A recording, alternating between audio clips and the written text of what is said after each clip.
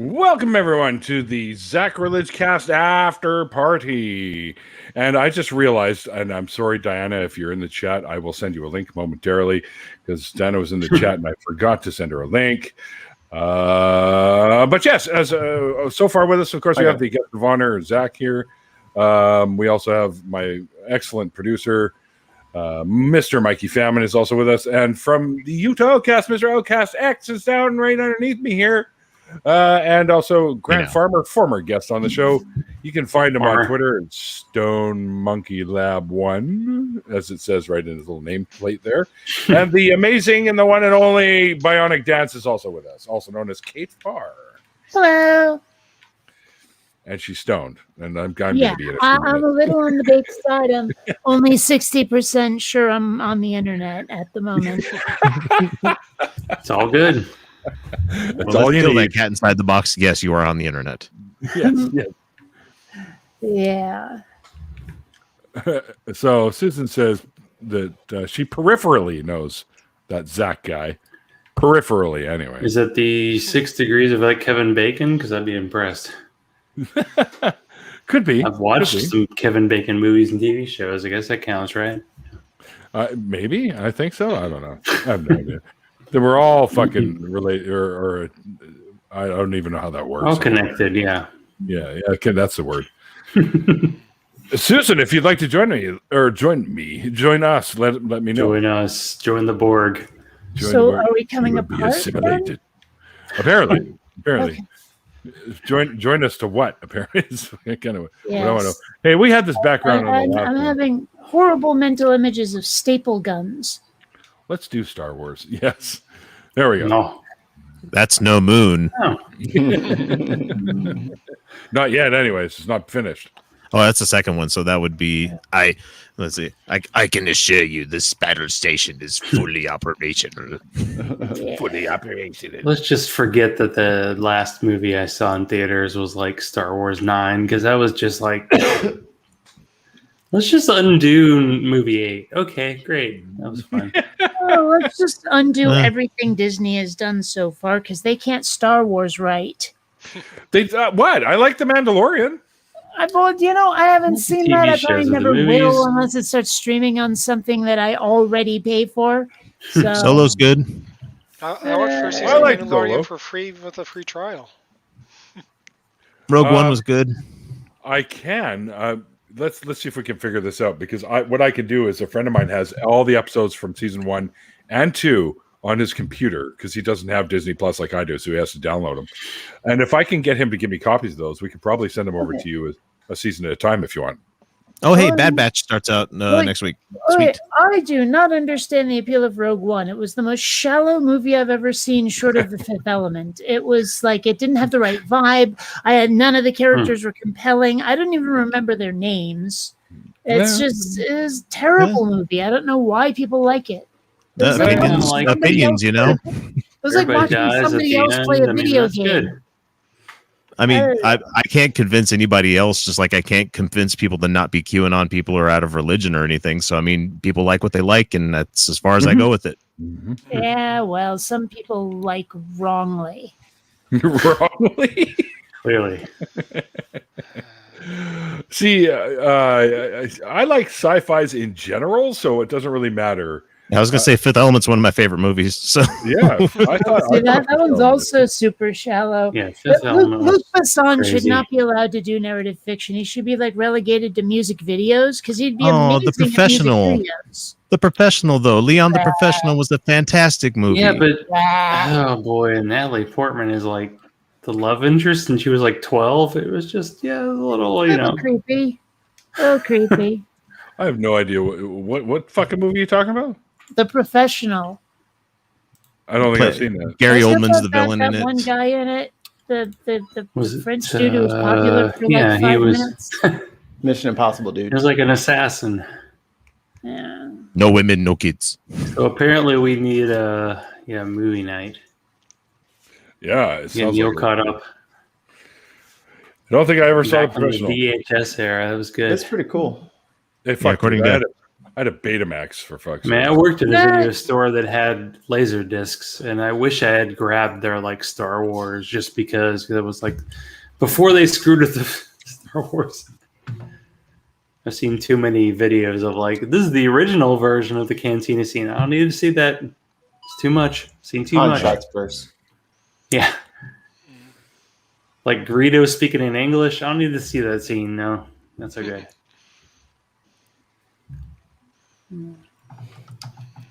Greedo needs his own show.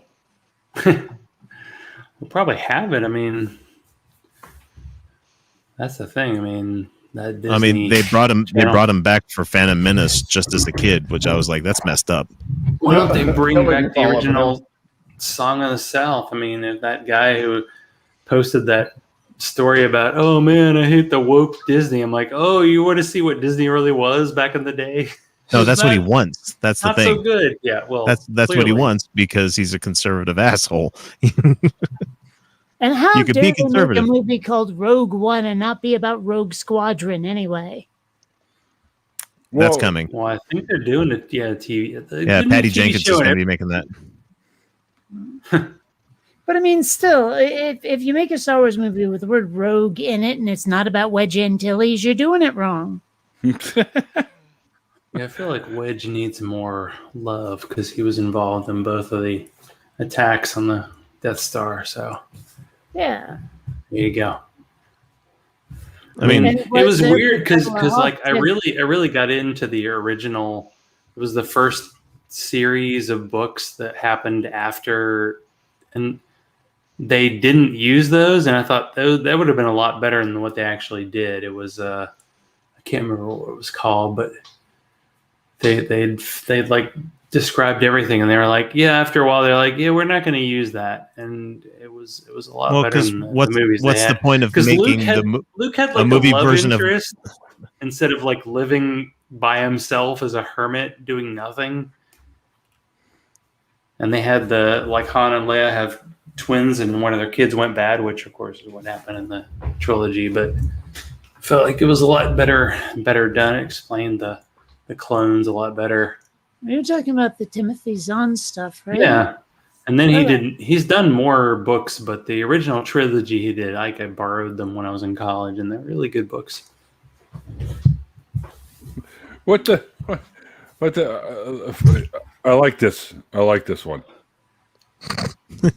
You know that's what I was actually going to call myself in the beginning. I thought, what? I need a name. You missed out. Hey, Neil the 420 Atheist, and I thought, no, wait a second, that's probably already It's too done. on the nose. Right. Yeah. So I said, I'll just use my area code, Neil the 604 Atheist, instead of typing in Vancouver Atheist every time, right? So, yeah, there you go. Oh, now everybody knows where I live.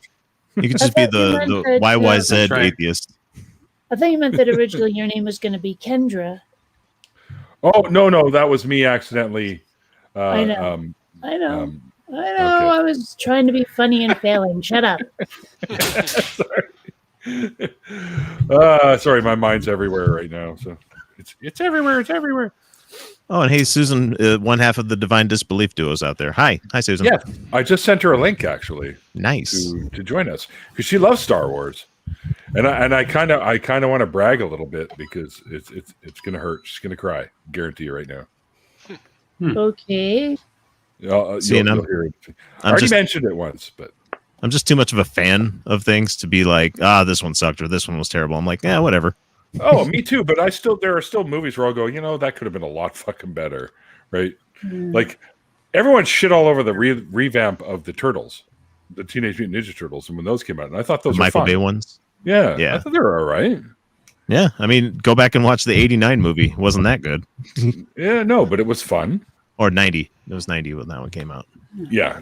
I was disappointed they didn't use the voice actors from the cartoon show because I had already been a fan of the cartoon show. So when I went to the movie and I was like, what is this crap? Yeah.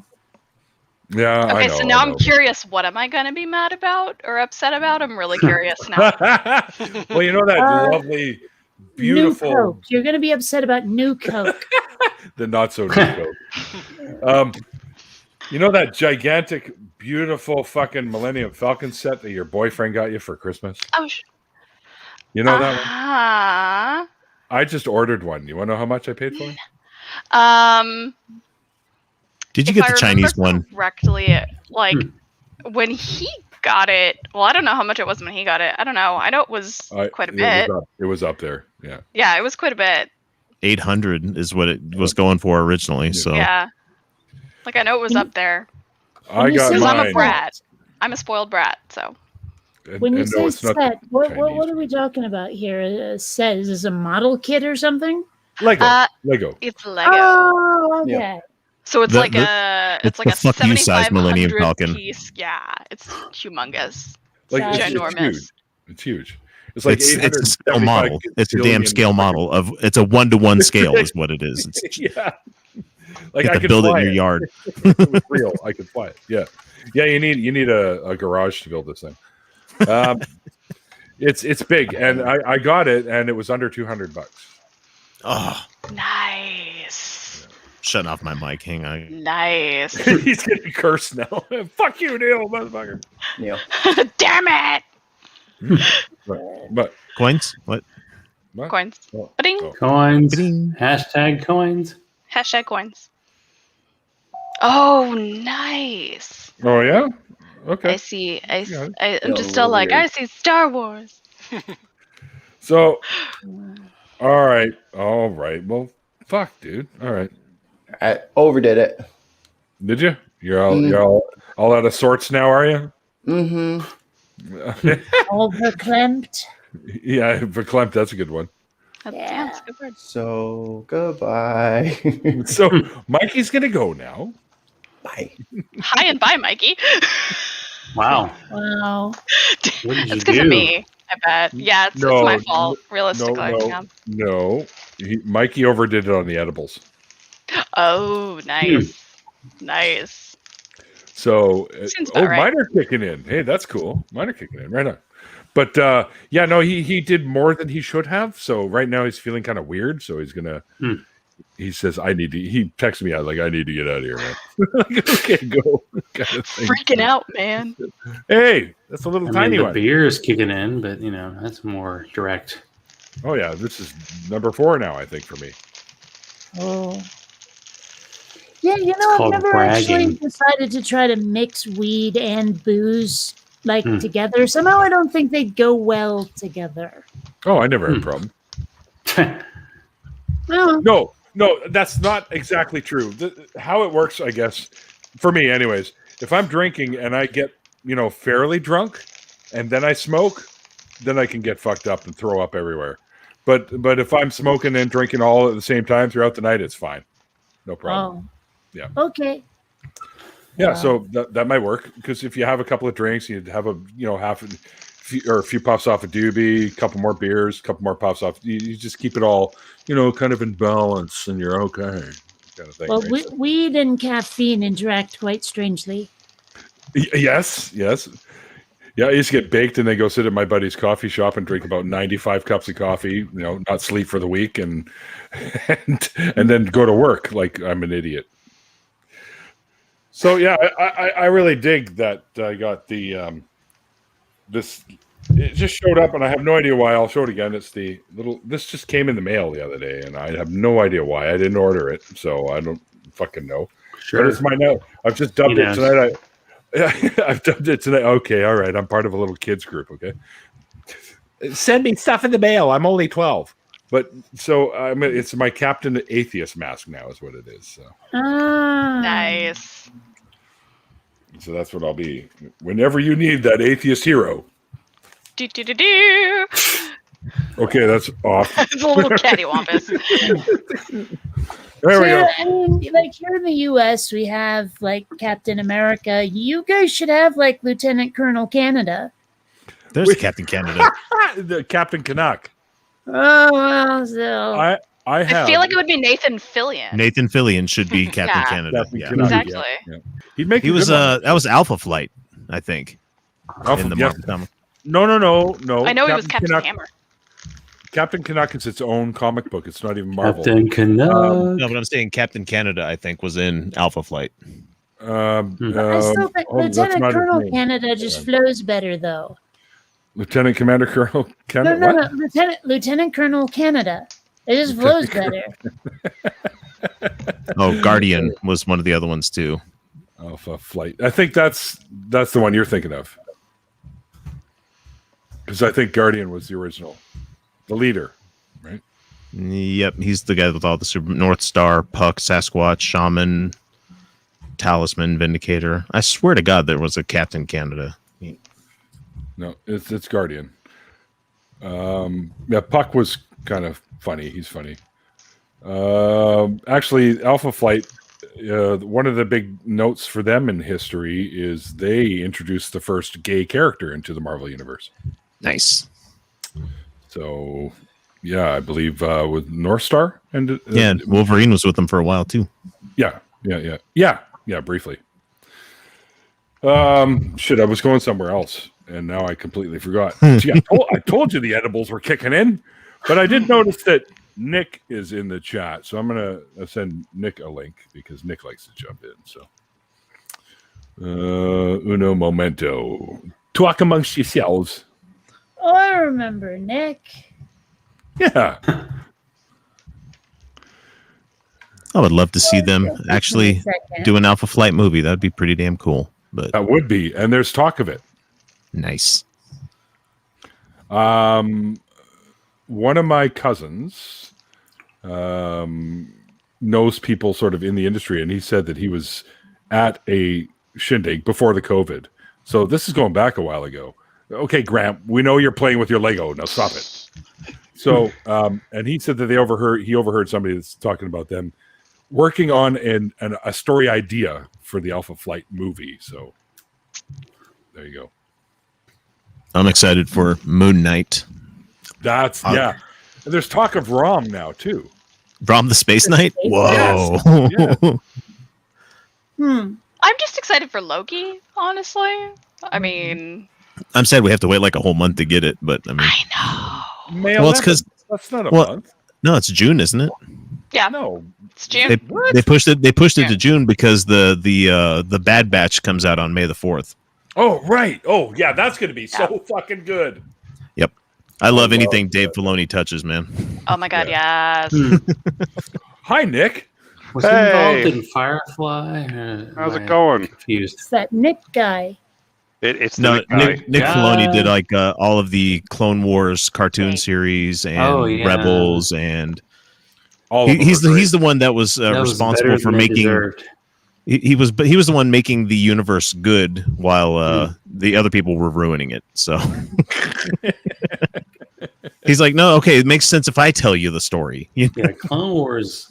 God, it was like 6 seasons. I mean, it was a lot, but I think it's either about to end or it just ended. I don't know. Yeah, they had their last season. They put a new season on the Disney Plus. 7th and final, I think. I appreciate that. Yeah. Trust the guy with the Pat Robertson with the gun to his neck. I'll fucking do it. New stuff.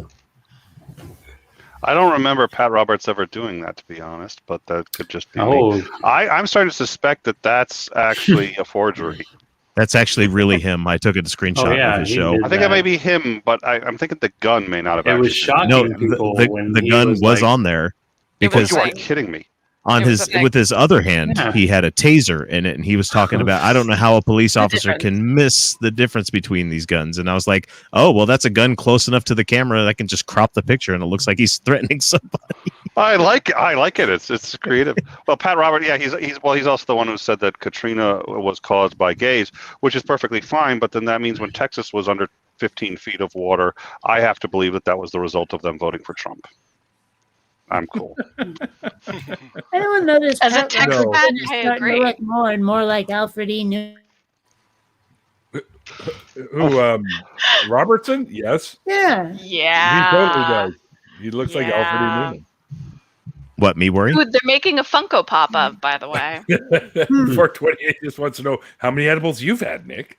How many edibles have I had? None tonight. To my great. So, and what's also really concerning is I think I remember that pony. Here's the thing. I've got 2 girls, young girls in my house, which means people are always saying, have you seen Stranger Things? Or have you seen, and there's all these great shows out there. The answer is no, I haven't. But if you want to know what happens to Dora the Explorer in the 3rd act, get Matt back. There was only Dr. Really Stephens. Awesome. Well, So it's like, that's one of the cousin ponies. I know so much more about My Little Ponies than I would like to, and than I really ever thought I would learn in my life. And so I'm going to try to find a way to like make it useful. I've been handed a lemon. I want to make lemonade. Somehow I'm going to make my Little Pony knowledge valuable to somebody somewhere.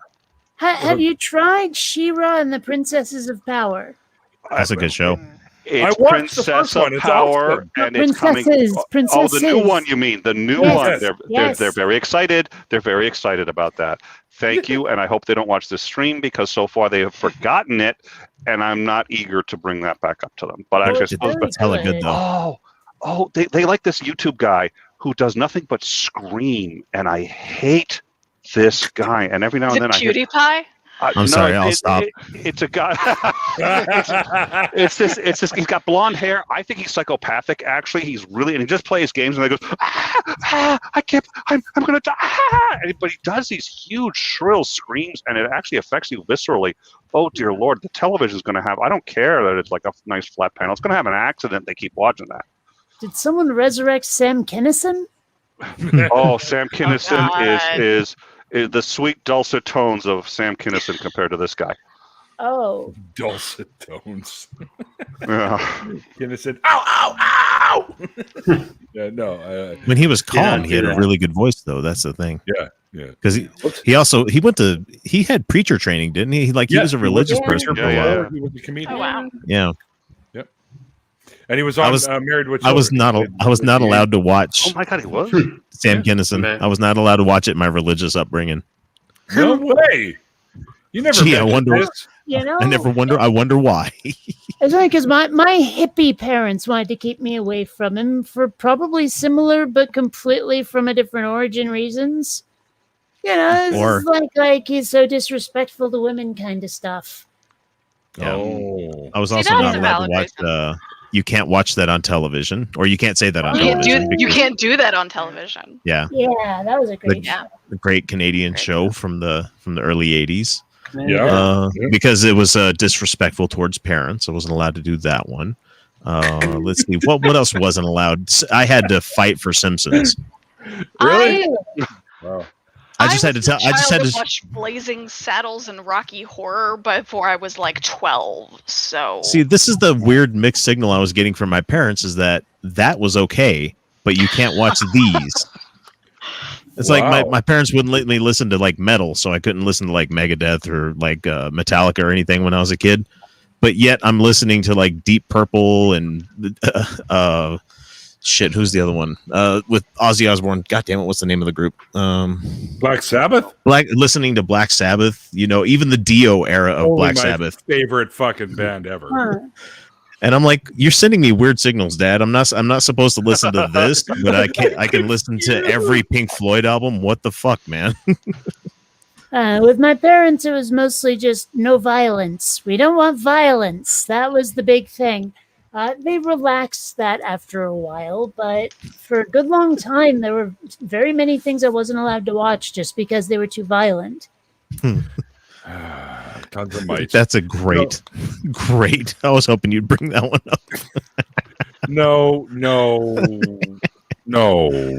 And he was on the Christmas special. Theo Redically out there is talking about the Ghostbusters cartoon. I had a blocked. I had a blocked memory of that until I watched. I was just skimming through YouTube, and they have a lot of those old cartoons on there. And there was the one with the boogeyman that was coming out of the closet. Yeah. Oh yeah. And that was seriously a fucking repressed nightmare memory for me. I'm like, oh my God, that thing scared the shit out of me when I was a kid. That's a terrifying one. I got something similar that creeped me the hell out. It's like 5. There was an episode of Looney Tunes where they were doing Duck Dodgers, Yes.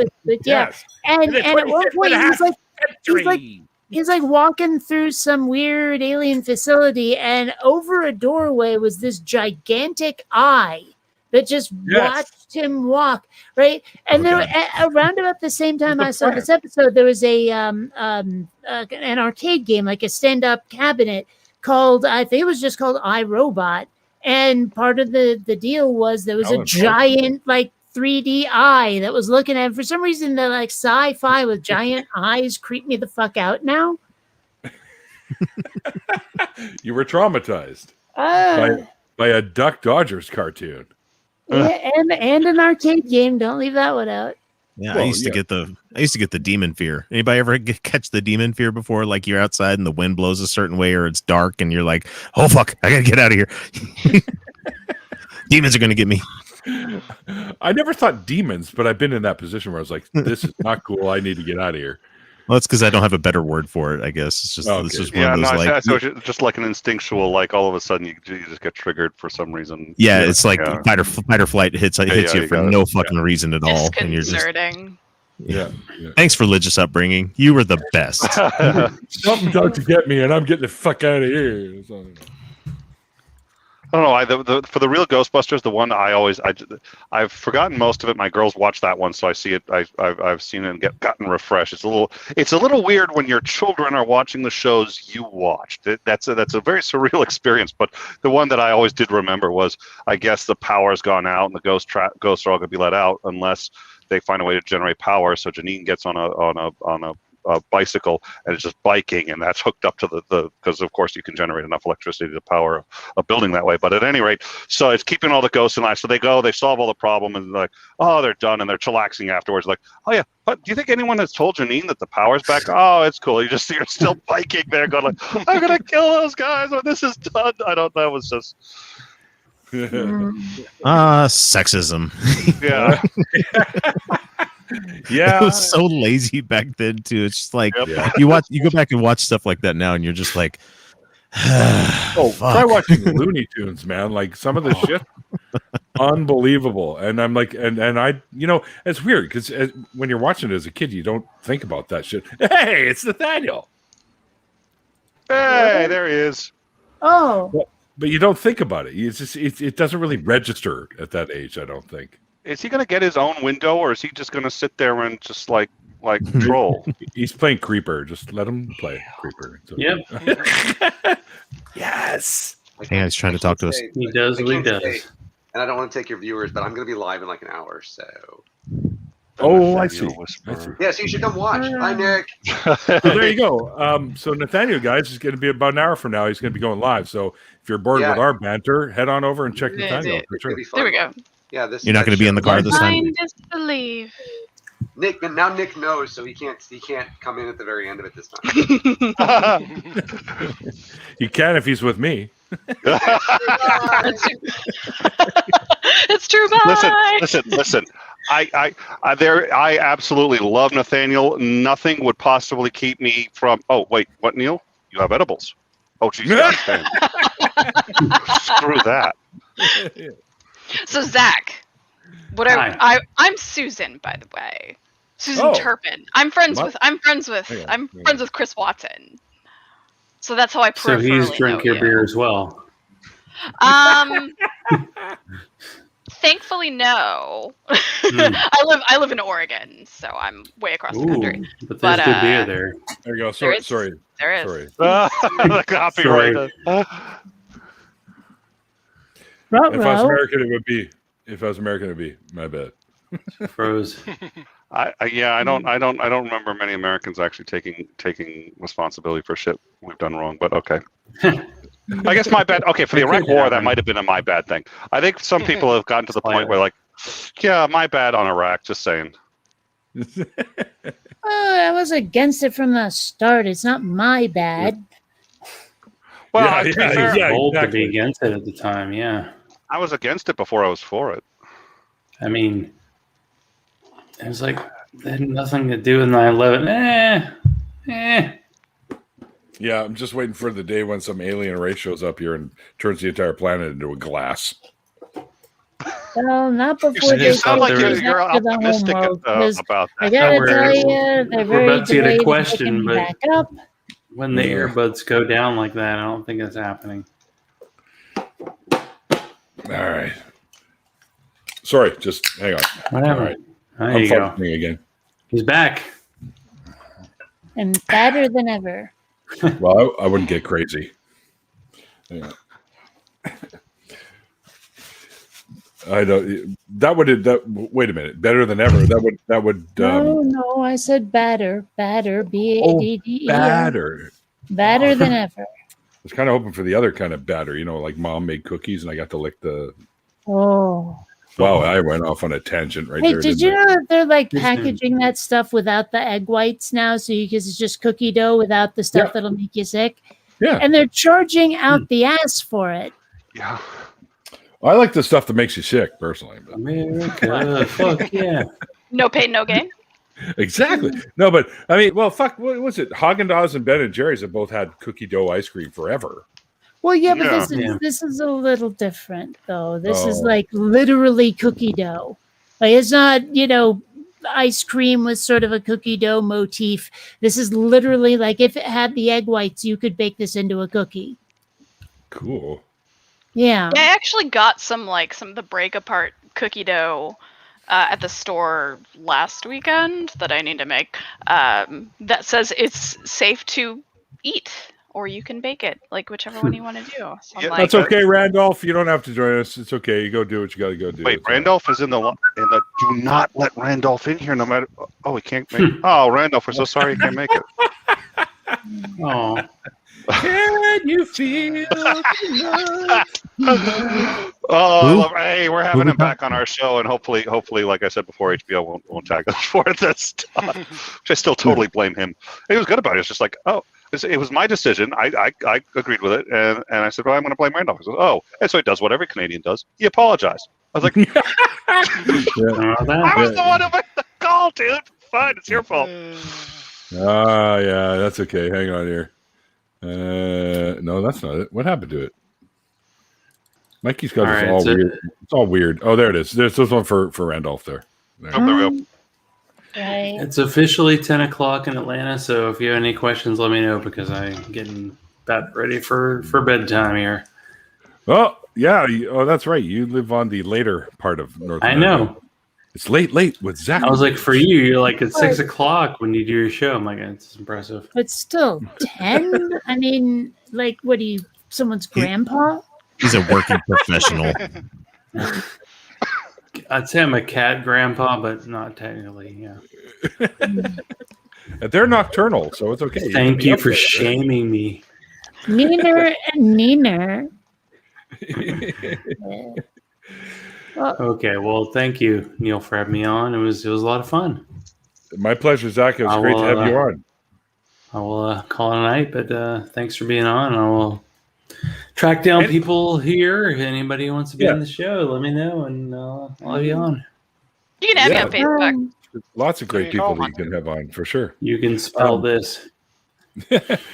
I'll be doing a thank you tweet tonight, so watch out for that. I always do one after every show, and people will be able to hook up from the thank you tweet, so they'll be able to tag or tap right on that and go right over and bug you via DMs or whatever. Yes, I can't wait to hook up with Zach and tap it. That's right. Yeah, well, tap it and quit. I'm here, so obviously I am a whore. Just let me know, and I will be there. Yeah, Nick would be fun to have on. Nick's good people. So wait, he's right here. I should probably Nick, you suck. Fuck it. Just a friend of Neil is all good. Someone's got a hungry cat. I can hear it. Yeah, my cat's meowing at my door. It's great. All right, see you Thanks, guys. Zach. Cheers, bro. See you, Zach. Don't get run over. Oh, yeesh, that fucking guy. Generally good advice. Yeah. Well, doesn't that normally go without saying, though? Is that something that you actually have to take the time to say? I have a friend. Surprised. There are some complete meatheads out there who are aiming to get run over. There was that one guy, and they get the left turn arrow or whatever, and the cars start going, and I'm like, dude, it's not a walk sign, dude, and he keeps going and going, and there's this car that just expects him to get out of the way, and it just keeps coming, and I'm like, oh shit. And finally the car stopped, but for a second there I thought I was about to watch someone get run over. I really want to know the people you're hanging out with. Just like there's some people who your sample size maybe smaller than it should be. I live in San Diego's neighborhood. Never mind. Okay. I take that back. Yeah. There are some people who try to run over me when I'm out walking. Yeah, but in my case, it's only the people who know me. So I don't, when I'm in a strange neighborhood, I feel completely safe. Hey, Grant, if I drive on the sidewalks, I don't miss. Oh, Neil. Well, and Neil's age they're worth more points. That's right. You see, I'm an old fan of Death Race 2000. My car actually looks like that one, right? So they wheel out all the fucking invalid patients out to the road. Yeah. Frankenstein just mows them down. Yeah, gets all shitloads of points. That was a fucking Harvey Korman movie, wasn't it? Yep, that's right. Yeah, oh, wow. That's right. And for those of you who don't know who heard in a while. Harvey Korman was a regular on Carol Burnett show. Sorry. Which is probably before your time too. I'm thinking of something else, and hang on. Damn it, I might be wrong about that. He was doing stuff like that back then. I'm trying to think of who the director was. He was known for making schlock. And I'm trying to. Oh, not be anybody. Yeah, but Harvey Korman was schlock. But he made the Fantastic Four movie. Oh no, that wasn't Harvey Korman. Roger Corman. Roger. Corman. Oh, Roger. Yeah, there we go. Yeah, Harvey Korman was on the Star Wars holiday special. That's right. What? That's right. You had to bring that up. Thank you. Speaking of blocked, it's a yearly tradition. I'm going to get Nathaniel and Susan this year to show up on the holiday special. We'll do a live stream for that one. Can I come too? 2000 wasn't directed by Corman. Not the original one. Yeah, the original. The original was directed by Paul Bartel. Wait, the one with Jessica Alba and America's Ass and Ewan Griffith? Yeah. First time I ever watched holiday special for Star Wars was this past year, actually. Really? Yeah. It was the first time for everything. That's okay. That's okay. Yeah. I've seen pieces of it. Hey, if you're gonna do a watch party, cause I haven't actually seen it beginning to end. I don't know that I want to. Okay, so the one I was thinking of was the most recent one that he made, Death Race 2050, that had Manu Bennett in it as Frankenstein, and it's like a direct sequel to the original movie.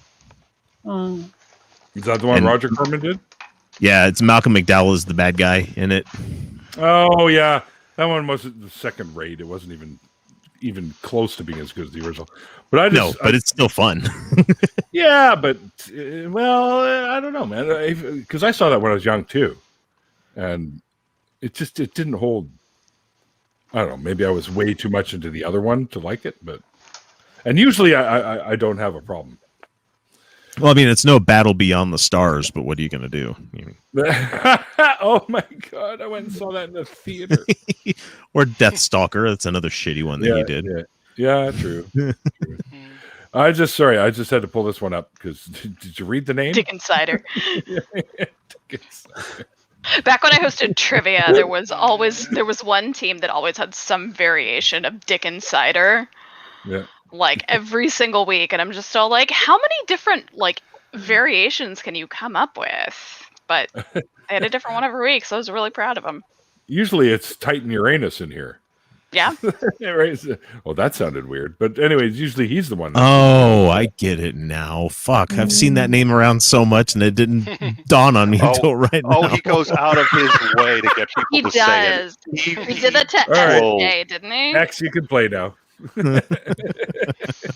See, and I say it the Sagan way, so it's not nearly as Uranus, fun whenever right? it's not nearly as fun whenever I say Titan Uranus. It's just all what? Oh. He's keeping a tally card of everybody he's gotten to say it, and to date, Neil is the only one. A few have caught it ahead of time. He asked me to, and I'm like, yeah, sure. Yeah, but before you said it, he just describes you he says he just saw in your eyes you got it before you said it. He's like, he really just you just owned it. You're like, yeah, hey, Titan Uranus. He's like, that's Neil, man. I always thought it was funny. And what was the other one that he does now? Or actually, I don't think it's him, but it's another name like that. And for the life of me, I can't remember at the moment. Thanks, Edibles. Jablomi? Hey, you know what? Jazz? We had a radio contest here in Vancouver. It's Larry and Willie's hardest contest ever. Hey-o. And one of the people had to get "Hey, Would You Blow Me" tattooed on them. Oh, wow. And they had to legally change their name to "Hey, Would You Blow Me" for an entire year, including getting a reissued birth certificate, driver's license, and then get the tattoo as like an identification label.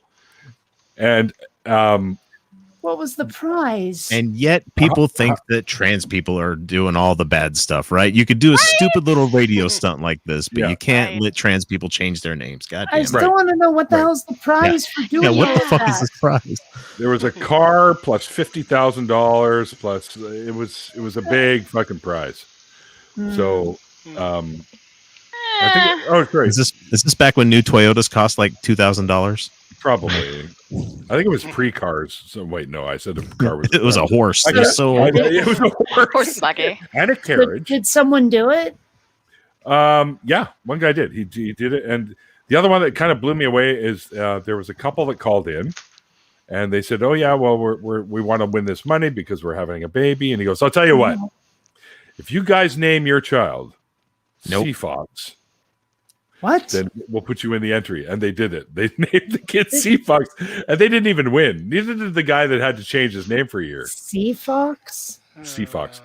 Yeah, 99.3 The Fox in Vancouver. That's how Truth or Consequences got its name. Truth or Consequences New Mexico is some game show that and they were the only ones who entered, and they changed their name to Truth or Consequences New Mexico, and they're supposed to get all this, if I recall, like injection and this economy and everybody. Now it's this little town out in the middle of nowhere in New Mexico. Truth or Consequences. There's a boring Oregon, which always makes me laugh. I've been to Intercourse, Pennsylvania. There was nothing going on there, man. No. We've got a Lickman. That's about as funny as things get Ligma? over here. You say Ligma? Lickman. There's a Embarrassed, Minnesota. I like this one. Eaton Uranus. Well, here in Utah, we have our own dialect, so you can spot the people that are out of state when they're coming to visit. Like if you go to the town called Hurricane, is what it says on the sign, and you pronounce it Hurricane, we're like, yeah, you're not a local. It's Hurricane. Hurricane. Well, there's an Aloha, Oregon too, but supposedly it's said Aloha, but I don't know how true that is. Well, because I haven't heard anybody local say it yet. Well, I lived in Seattle for 20 years, and we're surrounded by ones like that. Like it looks like it should be pronounced Sequium, but it's pronounced Squim, right? And then, like, just get someone from out of town to get Puyallup correct on the first try. Do the Puyallup. We have a Mantua. Snoqualmie is not that difficult, but still. We have a Mantua, Utah, spelled like the Italian town, but it's Manaway is what they say it as. Like, get the fuck out of here! You guys are high. try and say Similkameen. You trying to get me to say something dirty there? No. It's another one of those weird name places that people get. Like Neil's milking me. Natchitoches, Louisiana. I've been to Natchitoches. Yep. Yeah, it's Natchitoches. No, it's Natchitoches. That is Natchitoches. They have fucking meat pies there, and the Christmas lights are great. Yeah. Yeah, there's a town in Vermont called Rockingham. Oh yeah, I'm sure knows too. Tulalip. Yeah. Tulalip. We have one really close to me, and I don't think Randolph's still in the chat, but he could. Not that I need to be backed up on this because you can find it on a map. It's a place called Sawasan, but people when they read it, it's they don't know how to say it, right? Because they're not from the area, so. People always say, "Do you know where Sawasan is?" And I'm like, "Yeah." It's like, yeah, it's that way. You mean Sawasan? Yeah, it's just down the road. There's a suburb of Rochester, New York, spelled Chili, but it's pronounced Shiley. Shiley? Shiley. Goddamn Shiley. Yeah, Shiley. Shall I start? Hey, I like the Shiley. But it's spelled exactly like chili. And if someone's Shiley. not from around there, they call it chili, but it's Chill. Fuck, Grant, I'm hungry. Is that where the band came from? The Shy Lights? Red Hot Chili Peppers. Oh God, what was their big song? Which one? Chili Peppers? Oh, the Shy Lights. Oh, I have no idea. I was like, oh, have you seen her? Tell me, have you seen her? Oh, come on. Oh, girl, I'll be in trouble if you left me now. Yeah. Oh, yeah. I hate that song so much. Terrible song. But then again, I loathe the 1990s so much. You have no idea. So. Well, this was 70. It was 69 to 74 with these guys. I'm thinking of something else then. Yeah, these guys were a classic quartet. I love these guys. Fair enough. Oh, okay. Nope, they're from Chicago, so never mind. I gotta know though, Kate, what was your biggest beef with the 90s? Just how everyone was so like grumpy and angsty and whingy and trying so damn hard to be edgy. okay, how's that any different than today? That's what I want to know. Well, I was raised in the 1980s when everything was day glow and chrome and grids everywhere, neon, and yeah. And Wonder Woman was running around saving the world. Yeah. Kate, I feel like you and I had this exact conversation when you were on my show. It's possible. All right, see, because I actually got right into the whole grunge scene for sure. That was so not me. Yeah. I was listening to bands in a subgenre of the garage band thing called cuddlecore. Cuddlecore? Yeah. I remember hearing that term bounced around. Well, I think we've talked about it. That one of the bands, they're from Vancouver, Cub. Cub. I fucking love Cub. Yeah. Yes. They're a cuddlecore band. Is that okay? That's probably where I've heard the expression. Like them and Shonen Knife and stuff like that. Shonen Knife, yeah. I was also listening to a lot of Might Be Giants in the 90s. Yes, like Shonen Knife is, I think through them is how I found Cub they're in my own fucking backyard. And it took me longer than most of the people around here to find them, but eventually I did. Yeah, Shonen Knife was great. I like their cover of a Carpenter song they did. Top of the World. Yes. Right. Oh wow. Yeah, actually that is really good. Yeah, go find that cover album, everybody. It's called If I Were a Carpenter. It's a fucking amazing album. Yeah. But I guess you can see the contrast between the like whingy, angsty crap everyone else was listening to and the fluffy bunny crap I was listening to. So, I got into like both though. So like anything that was different from the norm that was going on at the time. Because before that, it was all about the fucking hair bands, right? And I just got I admit I was one of those kids, but I got just so tired of the fucking Axl Roses and even though I met Tommy Lee from Motley Crue, but still enough was enough. I needed a change, and then Soundgarden and Pearl Jam hit, and I was like, holy shit. So, but I always loved new wave. Like when I was a kid, I was like Devo and Gary Newman. I still listen to Gary Newman. I listened to one of his albums last night with Down in the Park, which is fucking brilliant. But Kraftwerk, and that's what's eventually led into bands like Ministry and Skinny Puppy and shit like that. Trans Europe Express is still like the gold standard for like German synth pop, like in the 80s. Yeah, absolutely. But I don't know. To me, music and other entertainment should be an escape from life's troubles. That's why I'm there in the first place. Yeah. I've heard many people say that about music too, and I agree too. But I don't know. Plus, I guess I am a musician too, so it might be a little bit different. I just love all music. If it's decent, I love it. Doesn't matter what genre it is. Yeah, I had a big nerd conversation. That's true. And I had a big nerd out conversation with one of the guys at work today, just like music in general. I was just all like, you should listen to this band and this band and this band. And he's just all like, you're throwing a lot at me. And I'm just all like, no, you don't understand. Slow down. Yeah, basically. Because I mentioned offhand that I like bluegrass music and stuff. And he was all like, "Oh yeah, have you heard of so and so and so and so?" And I'm just all like, "Yeah, you don't understand like the extent like my music dorkiness." And this looks like a job for Captain Atheist. I have no idea what I'm supposed to do now. I just thought it was I have no idea. Yeah, that just randomly showed up in my mail. I don't remember ordering it. That's probably the key word. I don't remember ordering it, but Yeah. Edibles. That looks stupid. I need one of those. What's Does that? anyone know what Bo is trying to say? I don't know. You got. You need like he writes in part hieroglyphs as well, so I'm not entirely sure. I couldn't see you in any bubblegum. Into any bubblegum, like I think he means Bananarama. Oh, sure. I like Bananarama. Say it's a cruel. And literally, if you blew a bubble and it popped, the room would explode. I can explode I think that's an insult. With the power of bubblegum. You're long-winded, you know. Actually, Kate, I got to agree with him. If it's anyone that could destroy a room with a bubblegum, it'd be you. It's true.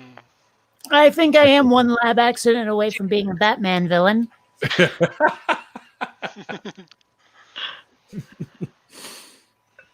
Damn it! I gave away my Batman mask. See, this is the problem. I was just gonna. I got a bat. Oh no, I don't have a Batman mask. I gave it away to Bob. Well, it was a buddy of mine, and he was in the hospital getting cancer treatments like radiation and shit. And I felt bad. And he loves Batman, so I brought him a whole bunch of my old Batman shit. And I said, "Here you go, brother." And I put the mask on him and everything, and he was in his glory. So yeah, it was pretty cool. Aw, Yeah. I love that.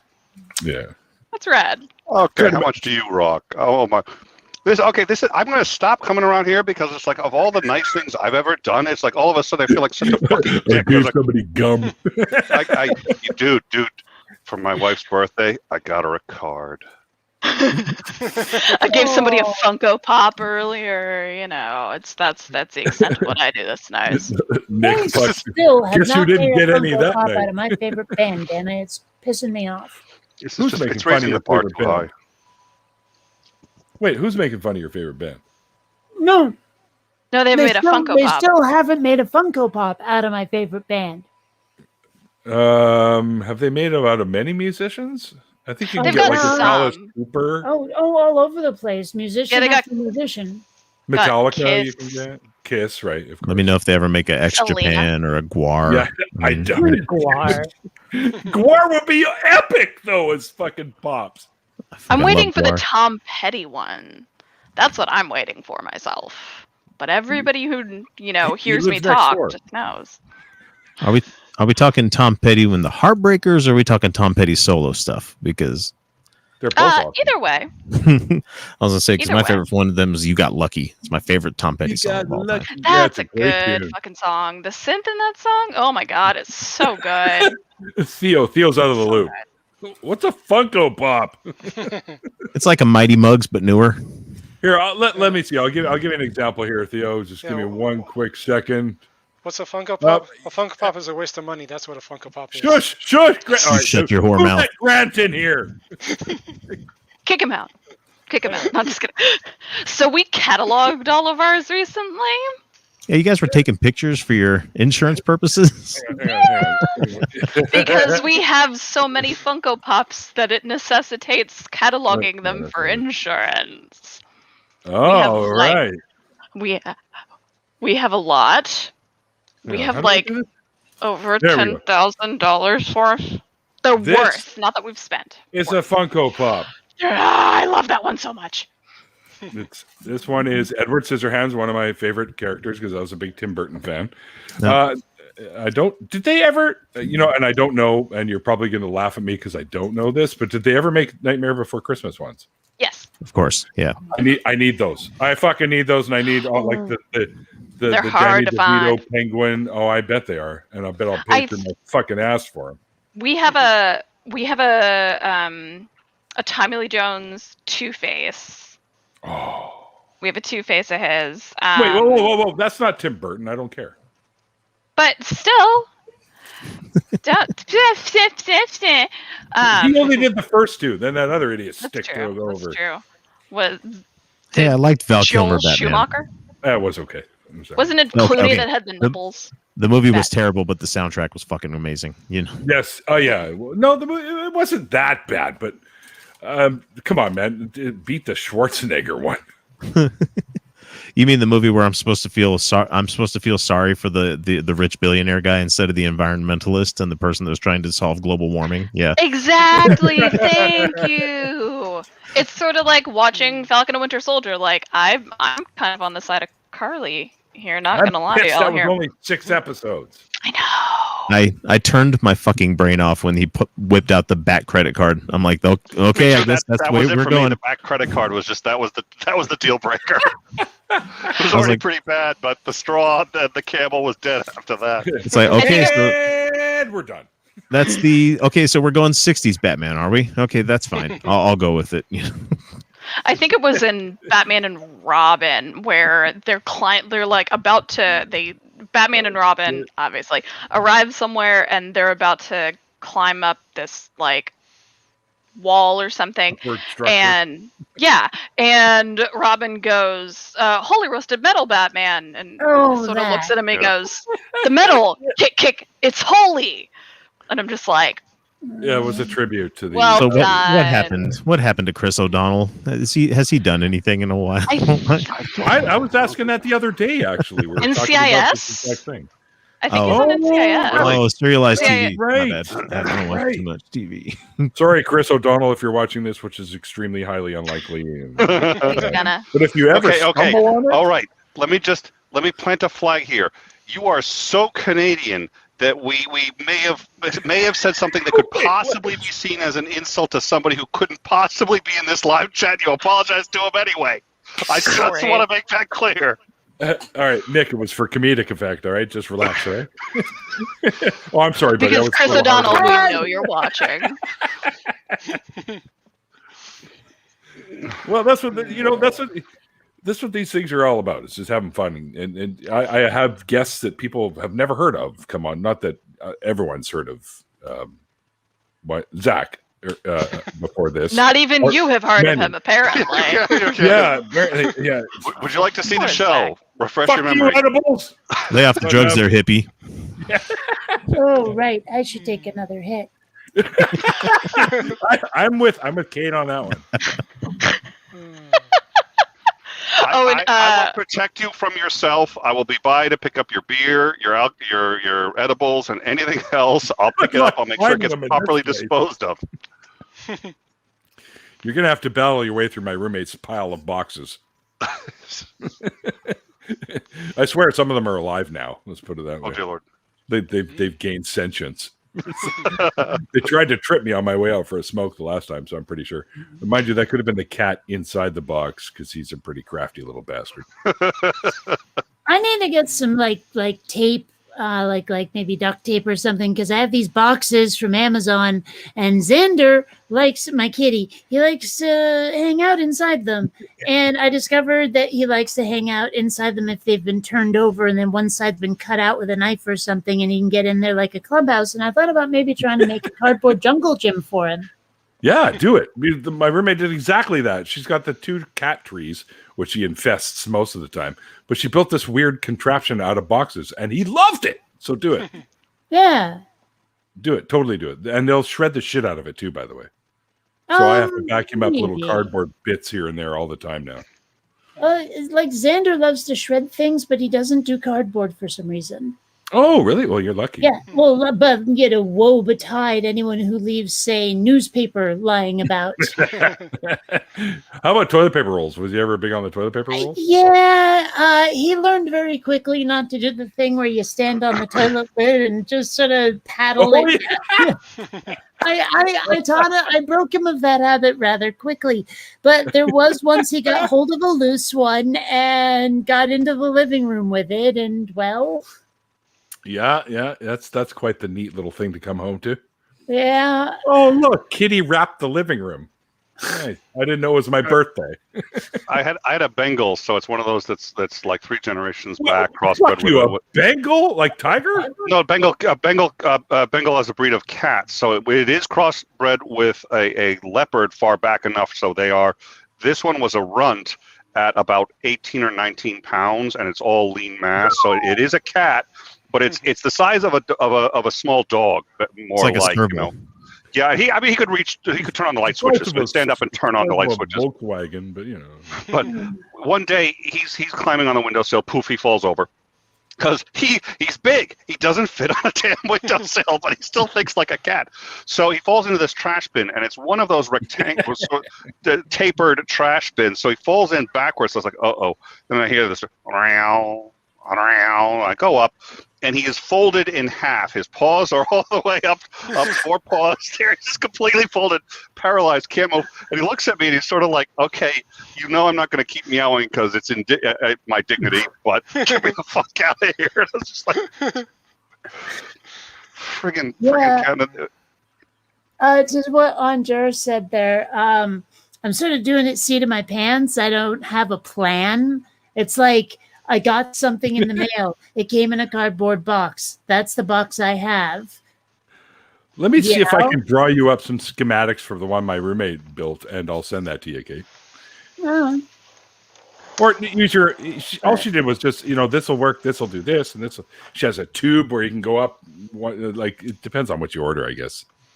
Because she ordered everything online, and it comes in all kinds of boxes. Yeah. Well, for a while, my place was looking like, you ever see one of those shows about hoarders or whatever? I had been like ordering so much crap online because of the pandemic. It was starting to look like, I was taking it up as a hobby. But, I finally got it up to start taking everything down to recycling, and it looks less like a garbage bomb went off in here. We're going through that now, too. Except we don't take ours down to the garbage, so it looks like a garbage bomb did go off in here. Pretty much, yeah. So that's why I used to be able to do the show on the living room table. Not anymore, because my roommate's also, she does a lot of wrapping for all her relatives and stuff, because she uses like the beads and little trinkets and birds and bells and all kinds of shit. Like it's like, Jesus, Leanne, why don't you just glue your car to the top of that fucking one, right? It's like she glues everything.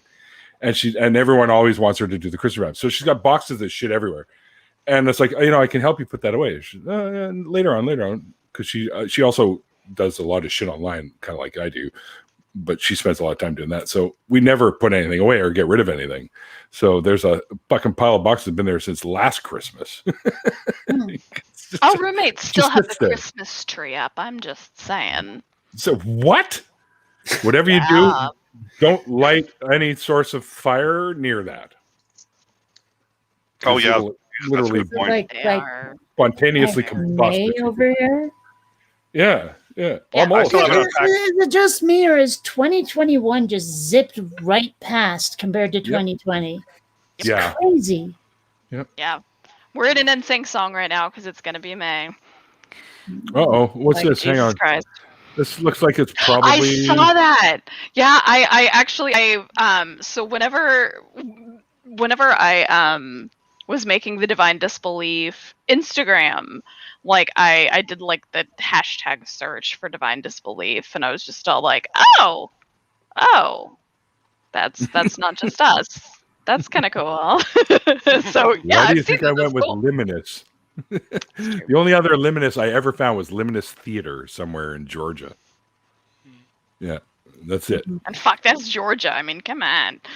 Well, the weird connection there, it's not really a connection, it's just a coincidence, is when we were calling ourselves Threshold, there was a band in Georgia also called Threshold. And both of us got told we were going to be sued by the Threshold in England. Because they've had the name since '93, and I'm like, yeah, I get it. All right, I'll change the name. Sure. I haven't spoken to those guys in a while, though. We kept in contact. Actually, me and the singer from Threshold kept in contact for almost 3 years after that little incident. So he's like, "Yeah, we're going to be in Canada." I'm like, "Are you coming to Vancouver?" He's like, "Oh no, sorry." There's only like Toronto and Hamilton, Montreal, Quebec, Newfoundland. I'm like, "You're going to Newfoundland, but you're not coming to Vancouver? What the fuck?" That hardly seems fair. We need a concert for the geese. No. In Canada, it's official now, and Quiet Gorilla can back me up on this because he just popped into the show. It's official now. Canada geese are officially called how's it going? Murder Cobra chickens. chicken. Cobra Cobras. chickens. Cobra chickens? Cobra chickens. Yeah, Cobra chickens. That's what we're Canada officially gooses calling are bastards. Yes. They're I had one hiss and lunge at me like a couple of weeks ago because there were tiny little Canada goslings. Well, yes, going easy on you. It was because there were tiny little Canada goslings that were on campus, and like one of my idiot coworkers was like, "Hey, I'm gonna get like within 3 feet of this, hissing demon bird," and fucking it kept like going after him like with its wings open. I'm like, "You're an idiot. Why are you doing this?" I like how I have to do with his wings open, like demonstrating. I've never had to, but I would like to fight a goose. I want to see how that would. I would punch a fucking Canadian goose in the mouth.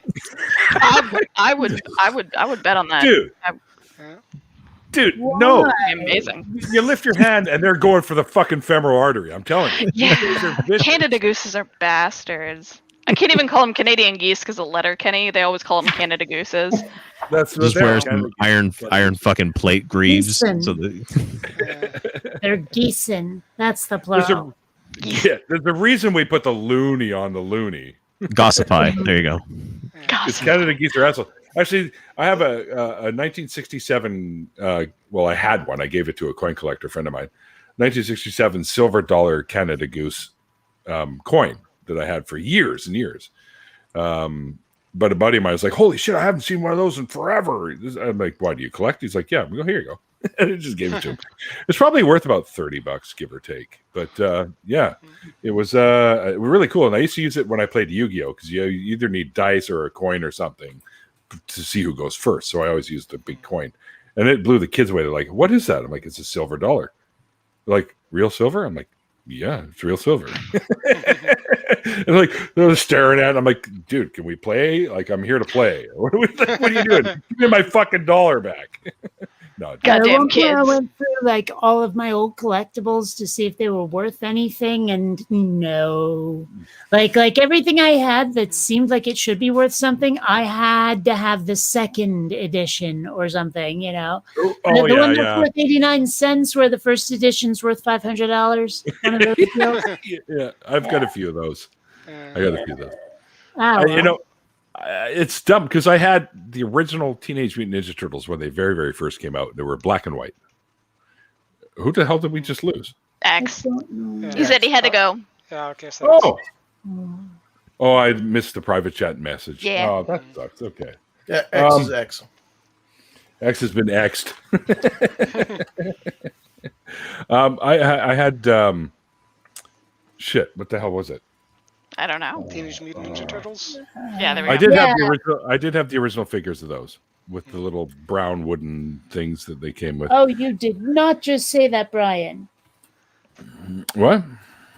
The bottom there. Oh, he's fucking with you. There's no way you can be from this planet and not know who the Teenage Mutant Ninja Turtles are.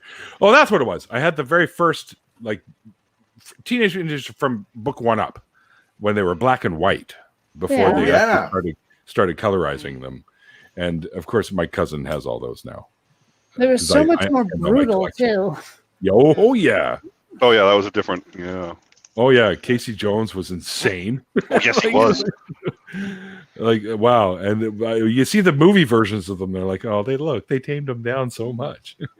Well, the new cartoons too. It was funny to see the imitators that came out after, like the what was it, the radioactive teenage black belt hamsters. Yeah, and there was actually one I saw. It was the preteen dirty Gene Kung Fu Kangaroos. Yeah, something like that. Yeah. Oh my god. I thought it'd be fun. This was my idea. I never did anything with it. Was the middle-aged microwave samurai salamanders. Me. That's me right there. I could be one of those. That's fucking good. Yeah. Middle-aged microwave. What was samurai salamanders? Oh my god. Good. Oh, Kate, you have to do this. You have to do this. I know how I'm going to hook you up. That needs to be a reality. Shut up, Nick. No, I'm kidding. I want to be one of those voices if you do that. Okay. All right. You have to be the sensei. Yes, this was another good one. No, I don't want to be. Fuck, I'm not that old. Jesus Christ. Are you technically still middle-aged? maybe a little over. Biker Mice from Mars was great too. Actually, what was the shark one? There was a shark one too, wasn't there? Street Sharks. I know Street Sharks. And a toad one, Battle Toads or some shit like that. Baby Shark. Not big. Shut. Street Sharks. Why did I let you in here? Why? Was it Entertainment Street value Sharks? alone. I Street appreciate you, Sharks. Gigi. What? I'm You just call it saying. real. I appreciate There's you. also Samurai Thank Pizza you, Cats. Oh, well. Samurai Pizza Cats. Yeah. Yes, Samurai Pizza Cats. That's right. But that was new. That's not that old. That's like from the early 2000s. Earlier than that, dude. You sure? Neil. Yeah. Yeah. That's 20 years ago. Oh my! Do you remember 20 years ago, Neil? Or did you not take your Geritol this morning? Oh, dearie me. Fuck you, people! Young Get off people my and all lawn. Yeah, exactly. Damn young kids. people in your current events that I know nothing about. Hmm. All right, so yeah, okay, yeah, you're right. Okay, so fuck, man, I want to go into my bathroom and cry now. I'm gonna go hide in my sorry. shower. and put I it on didn't hold. I didn't mean to do that. I really didn't, but I'll be you doing this. I recommend warm showers for the arthritic knees.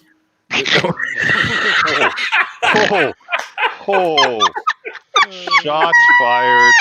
Shots fired. This is why I love you. No, I thought it's just because I'm only like 18 months younger than you. Yeah. So you're gonna be doing the same thing then. Yeah. Keep it on warm. Yeah, I just can't wait till I get my first vaccine next Tuesday, and then I just keel over dead. You know you won't do that. I'm registered at 3 places to get my vaccine. None of them have gotten back to me yet. One in this arm, and I'll bend over for the next one. Yeah. I got double stabbed. I'm good. Moderna. Woot. Oh, Team Moderna. Yeah. Moderna's I a good got Pfizer one. myself. Yeah. Pfizer's a good one. I'm They're hoping both to get mRNA. Moderna. Of Yeah. course, the side effects from that second jab, yowza. But, Yeah, still glad I did it. That's what everybody says. Mhm. I'm worried now. I got my second one coming up in 2 weeks. Yeah. it's- Take the next day off. at That's my least. suggestion. I'll let my boss know he's an asshole about those kinds of things, though. Wait a minute. Wasn't this part of the log theme song? That was log. Yeah. That was It's log. long, Right? it's long, it's better than No, it's log, it's log, Log, big big heavy as heavy wood. as wood. It's log, Log, it's better than log, bad. it's good. Everyone wants a log. Come on and get your log. Log. You're gonna love a log. Log. And now, from high Lamo. fashion log for girls. It was a high fashion log for girls. My buddy actually, one of the best Christmas presents I ever got was this giant box, and he put like rattles and tiny pebbles and things in there, and I've then heard he this had story. a log in there, right? But I had no idea. So I'm like, "What is that? It's fucking huge, right?" And he's like, "No, give it a shake." So I'm shaking it, and he's like, I hear rattles. What is this, dice? Like you put dice in it? And he's like, you'll have to wait. And it turned out to be a log that he had found, and he got some Barbie clothes and a hammer and a little army helmet for GI log. If I wanted to do GI log and shit, that was like the most brilliant fucking Christmas present ever. Log cosplay. Yeah, literally, exactly. He goes, yeah, and he had little fucking tiny nails so you could hammer the clothes onto log with it. It was great. I had it for like 10 years, and it finally ended up falling apart into toothpicks. So I got a couple of extra years out of it, after those barbecues. I love it. Yeah. That was that's probably the most creative one. I liked International Log. That was fun. Oh, yeah, with the little French hat on him and stuff like that. It was fucking genius. It's like one of the languages it translates from is Spanish, and he's like, "I'm a bearded lady," and I was like, "Yeah," and of course, New York Eve. No, not that kind of log. Captain's log. Start eight. Yes. Yes, Yeah. Nick. I'm watching. That was okay. That was you. I was just curious. I remember seeing the name, and I remember seeing it there, but a lot was going on, so I wasn't following. What's this all about? What's this all about? What'd I miss? So a few weeks ago, I was talking to Randolph about Darth Dawkins, which again, because I walked away from the internet over a decade. Why? Because I've been gone for a decade and I missed all this. And so I'm like, oh, this is an interesting thing. And so I've now started consuming, like, the conversation that he had with Shannon Q and then with Randolph. And then I've been, hanging out on some Discords, just kind of watching and listening. And then, of course, Nick had an encounter with them. And so I'm like, wow, I need another notebook. Supposedly he called in whenever we were on Truth Wanted, but I don't know if that was actually him or just one of his acolytes. I have no idea. And it wasn't planned per se. It was 2 days ago, and I had never met him. I'd never seen any of his content. I've heard a few soundboards that use him, so I had like no idea. But Amy was talking to him, and I got tagged in. They said, "Hey, you want to go in and check it out?" And I haven't debated in a while, but I used to debate quite significantly, and so I said, "Okay, I'll go in and just sort of check it out." And Amy was doing just fine, but finally Amy leaves, and I was like, so am I really going to just try talking to the guy and see what happens? I said, sure, let's see what happens. It was an educational experience. It genuinely was. He came to one of the streams that I was doing with Diana, and he was like just in the text chat, and he kept saying, "Hey, I want to debate you." And we're like, "Okay, let's set up a time." He goes, "No, now." And we're like, "We're doing a show right now, but we'll cheerfully debate you." He's like, "What, are you scared?" We're like, "No, we'll cheerfully debate you." He's like, "No, you're too scared if you don't debate me right now." And it was just like, he threw this tantrum. It was, I don't know, it was kind of a beautiful self-own, I suppose. That Catholic traditionalist guy does that too. He's all like, "You have to debate me right now." It's just all like, I mean, I don't really want to. He called me a coward because I was just all like, I don't really feel like debating you. He's like, "Oh, well, you're a coward like all the other atheists." And I'm like, I'm really not. Who is this person? Like we said, if you we'll set up a time. He goes, "No, you're cowards. You're afraid." And he's like, "See, I owned you," and he leaves when we wouldn't debate him right then and there because we were the fraidy cats. Yeah. He'd have little minions post chickens in the fucking thing. In my chat. Dear Lord! It's like, dude, I don't give a fuck. That's not what the show's about. You can call me chicken all you want. If you like, I can use you. Have you got DoorDash? I can order you some fucking chicken if you want. Get the fuck out of here. I don't have time for this shit. Hey, if Darth Dawkins deconverts, then he can be on Neil's show. Yeah, if he's got a deconversion story to share, I'd gladly have him on. I'm still not. I'm not convinced. If he deconverted, I am not convinced he would still want him as a guest. I'm both terrified and really. No, now it's on our side, you see. So of course, he's the kind of guy. It's sort of like, okay, look, it's like when somebody's running for president and he gets endorsed by like the KKK. They're like, no, you know what? You're not really. I'm not. We're not on the same side. You can be on any side but mine. KKK is like, no, we like your political opinion. I don't care. Yeah, that's nice. Now fuck off. You gotta take off or something, do you, Nick? I gotta take off, and my eldest is going to bed. I probably can be back in about like half hour, 45 minutes, but I figure you guys will be wrapped up by then. So I may drop in on Nathan. Who knows? I may grace Nathan with my presence if it should amuse me. I think if you feel so inclined, possibly. Yeah. So I haven't decided. Watch your head on the way out. All right. Well, that's the thing. It's so big, I can actually see the reflection in the mirror in the bathroom from here. Dude, I thought I saw a little moon orbiting. Yeah, there's an orbit. There things in orbit. That's no moon. That's Nick's head. Yes, yeah. All right, all. Thank you so much for having me on. I'll catch up with you guys later. Good to see you. Check to see if we're still going because I'm. It's only it's not even 8 yet, and tomorrow's Friday. If I step a little extra late, Nick was up late last night on Amy's stream. Oh, so? I'm usually up till about 4 a.m. anyway. I'm gonna have to get to bed a couple hours earlier today, but it's still like 2 a.m. and I probably still won't go to sleep. So I'll be around. Oh, if you see us still going, jump back in, man. You've got the link. I do. Thank you. I'll save it. All right. See you later. Bye. Don't get lit on fire. Wait, before you go. I want to know who you know. Don't get hit by a car. Don't get lit on. I don't. Do you do things that involve fire and cars? I don't. I'm trying to figure out why. Very dangerous and careless people. Wait, you don't? Not on purpose. Yeah. I mean, all right. So there's one more for you, Nick. Depends on who's driving. Okay. All right. Good times. He's a funny guy. Yeah, so that's what X had to do too earlier, guys. If you're wondering, he had to bolt too. He's got to read to his kids like the good dad that he is. And if I had kids, I'd probably bury them in the backyard or something because I wouldn't fucking have any time to be reading. No, I'm kidding. I'm kidding. I'm kidding. There aren't 9 already buried in the backyard. You don't need to bury them. You just have to let them out in the backyard. Yeah, then just shut the door and run around. I got those, the metal doors that close over the windows and shit like that. It's like, go find somewhere else to live.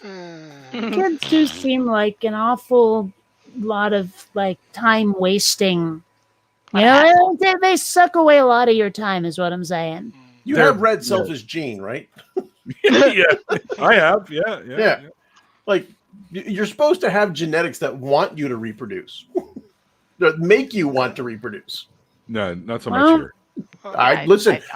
I have nieces and nephews. They can take. Yeah, that's good. Yeah, nibblings. You can get them all hyped up and then send them home. Bye, guys. Here's my thing. Yeah, I mean, kids you can give back are the best kind. Exactly.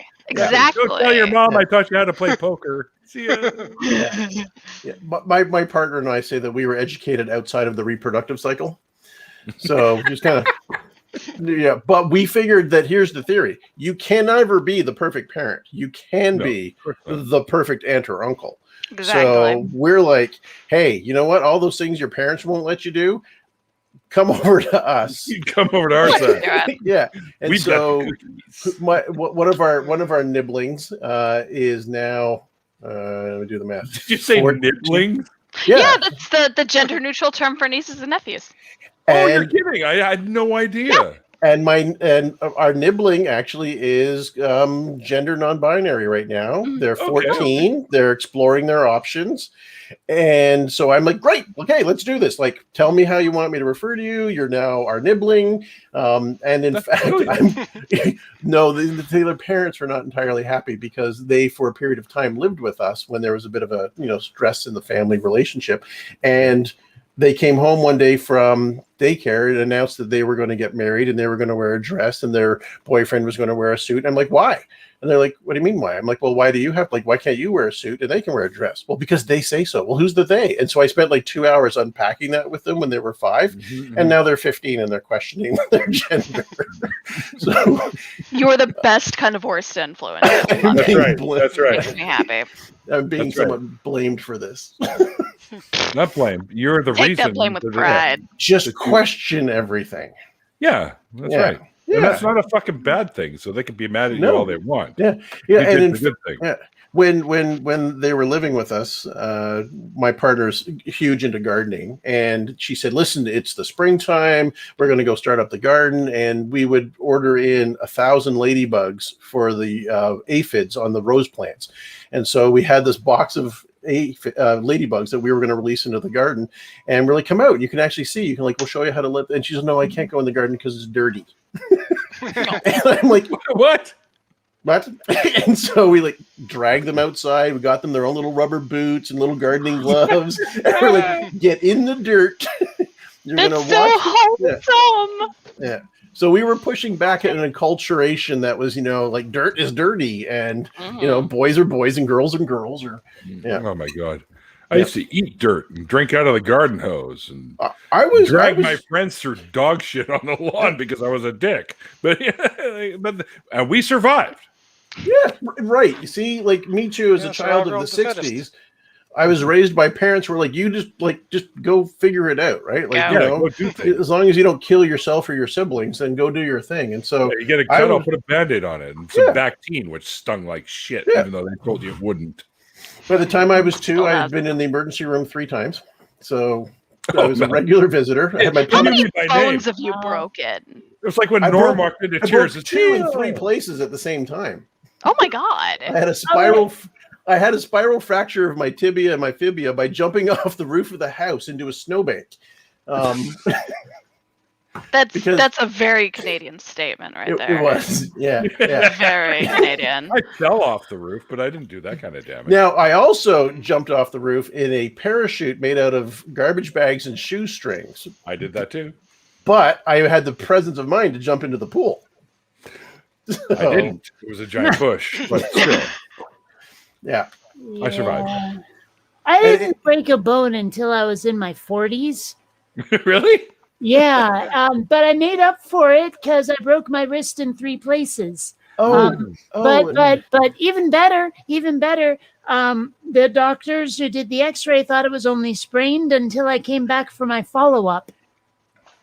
And because there's like a dozen little tiny bones in the wrist. Yeah. So was it the actual wrist bones? I don't know. I'm not a doctor. I just know that they said 3 places.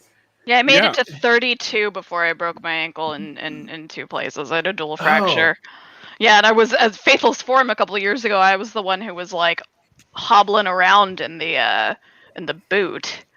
Neil, do you remember that? Yes. Yeah. Yes. I do. Had the boot on. That wasn't fun. Yep. No, I kind of like, sorry. Yeah. Yeah. But I really didn't know you then. Very Canadian. I just met you guys at that point. Yeah, true. Okay. But you can still. Yeah, that was me. That was me. All right. Well, I'm sorry. I'm a little baked, and your thumbs are small. So, yeah. No, I totally understand. Excuse, I'm sticking to it. You're good. You're good. Okay, you got other stoners in here. We totally get it, man. It's totally all right. That was so much fun. That whole weekend. Oh, I thought you were talking about getting baked. Oh yeah, I thought you were talking about jumping or breaking into a bones or jumping off things.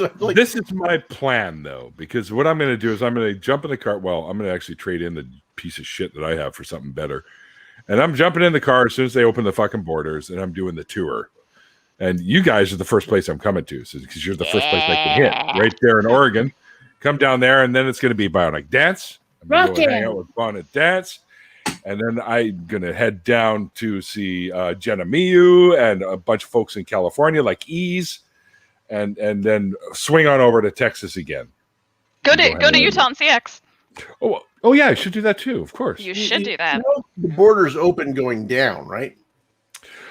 Yeah, but I spoke to somebody. Dude, I spoke to a friend of mine is a border cop. And he said, yeah, but you have to be, it has to be work related. You can't just go down for leisure right now. It's got to be work related. Yeah, I've got a friend who went up. That's tour of your deconversion show. That's true. That's a good deconversion's on the road. Reason. How do we find? Yeah, we'll get you a GoPro. Why? I have one. Then put it on the dashboard. You make revenue, so this is technically work. True. And so you're going to take your show on the road. So you're saying I should quit my job and do this full time? You're the one that said you were leaving to go over the border. I'm just trying to show you how to get over the border without them raising an eyebrow and say, we're not letting you into the US. With the work connection. See, I've had edibles too. Okay, so chill. All right. All right. It takes me a few minutes for the computer processor to get caught up. So because it's an 8086. Oh yeah, that's 80. That's for sure. Right. When I hook up to the internet, you can still hear my brain going. So I can't do the dial-up noise. I had that as my ringtone in I think it was probably 2006. Right now, I hate you. And it rang in a boardroom meeting, and only one other person laughed. And I was like, "Uh-oh, we are now in a population that does not recognize that sound." Oh, that's my right. alert tone on my laptop. Oh yeah. Okay, I definitely have to stop there first. Yeah. Go see. I'll just grab her, pull in the car, and say, "We're going to Susan's place," and then we'll go. Yes. My alert tone on my lap, because I'm on my laptop right now. My alert tone on my laptop is "You've got mail," and it went off a little bit ago, and I was just all like, "What? Oh wait, yeah, duh." That's the alert tone. My first iPhone. I've had every model of the iPhone. My first iPhone, my ringtone, as soon as you could have ringtones, was the TARDIS. Awesome. My text tone is "Hello there," from fucking Obi-Wan Kenobi. Nice. My text tone is from Invader Zim. It's one of the communications officers going incoming transmission like that. Oh, that's epic. Nice. Yeah, there we go. That's pretty amazing. That's cool. It disappears. Oh, that Wibbly is wobbly. And you can actually have the noise. I just turned it off because every time I touch the phone, it set it off. So it's like constantly. I'm like, fuck off. I get it. Coins. Yeah, that's starting to piss me off too. But yeah, I haven't done one of those in a while. So everybody out there in Looky Loo land over there, it's hashtag coins. Take a drink. Woohoo! Perfect. I used to have a very similar one, but it was Worf with Captain incoming transmission. Nice. Nice. I'm just looking at the side chat. Sorry, go ahead, Susan. I was gonna say whenever God, was it Windows 95? I think it was Windows 95 or Windows 98. That was the first time you could have a boot up and shut down sounds. Yep. And the one that was the boot up sound that my mother set was "What is thy bidding, my master?" That's awesome. That's my mom's. When I set up custom sounds, I just put in sounds from 2001. There's, of course, from Hal. Open the pod bay doors, Hal. Sounds from the video game XCOM. My maximize and minimize sounds are the sounds from that game. Awesome. Nice. Yeah. I haven't done that yet. I haven't put it there. Standard window bullshit. But Yeah, I stopped doing that 2 decades ago. I heard that. Early 2000s.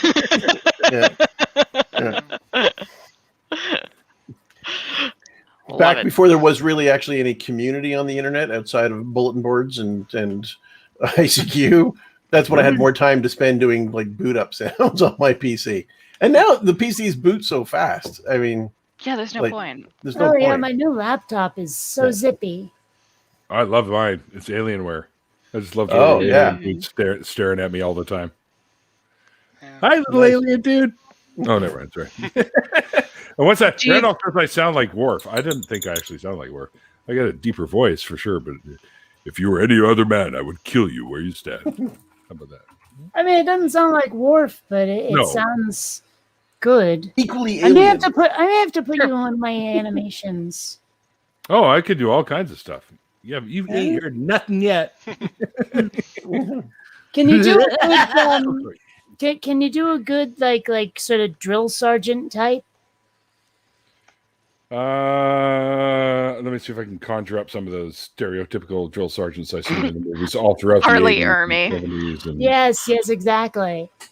This is going to get loud, so if you're wearing headphones right now, turn them off. But then how would we hear you? Oh, shut up. Captain Literal. All right, so hang on. Let me see if I can think. All I've got going through my head right now is some of those Police Academy movies. I don't know why. It always seems to involve the word maggots. Yeah, maggots. Yes. That's right. Listen up, maggots! I could work on that note. I actually have to dip out because Nathaniel's about to get started. Do his thing. Oh wait, yeah, you'll do that later. I know. No. Hey. Yeah. So if anybody feels so inclined, he's about to go live. We're Divine Disbelief, so y'all can come and check us out and hang out if y'all wanna come and hang out in the chat. I think we should go crash their channel. What do you guys say? Is that how it works? I don't know. I'm still trying to get with this new thing. I could just look at those like 3-hour-long kaleidoscope videos on YouTube with the lights off. That sounds like a good use of your time when you're baked, which you are right now. But then you miss our fun. But are those the ones with the 400 megahertz fucking sound and your I turn the sound off and use my own music. I mean, come on. Yeah, that's much better idea. But isn't that why they invented lava lamps? That is why they invented lava lamps. You know, I don't have one of those, but I do I'll have talk a to y'all later. plasma ball. Bye, Susan. Have fun.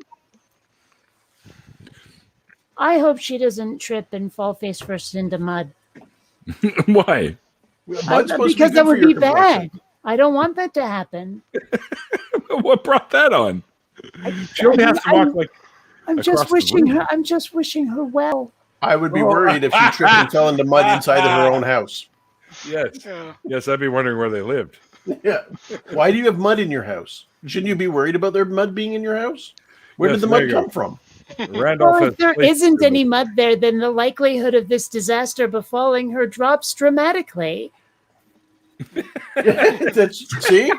Because she could slip in the mud and then fall onto the wood floor, and that's even worse. Because at least the mud would like kind of absorb. Give it time. That wood floor will start to feel real soft too. All right. Depends on the wood. Maybe it's a softwood. I did not mean to start this. Trust me, Kate. It's about to go a whole different route.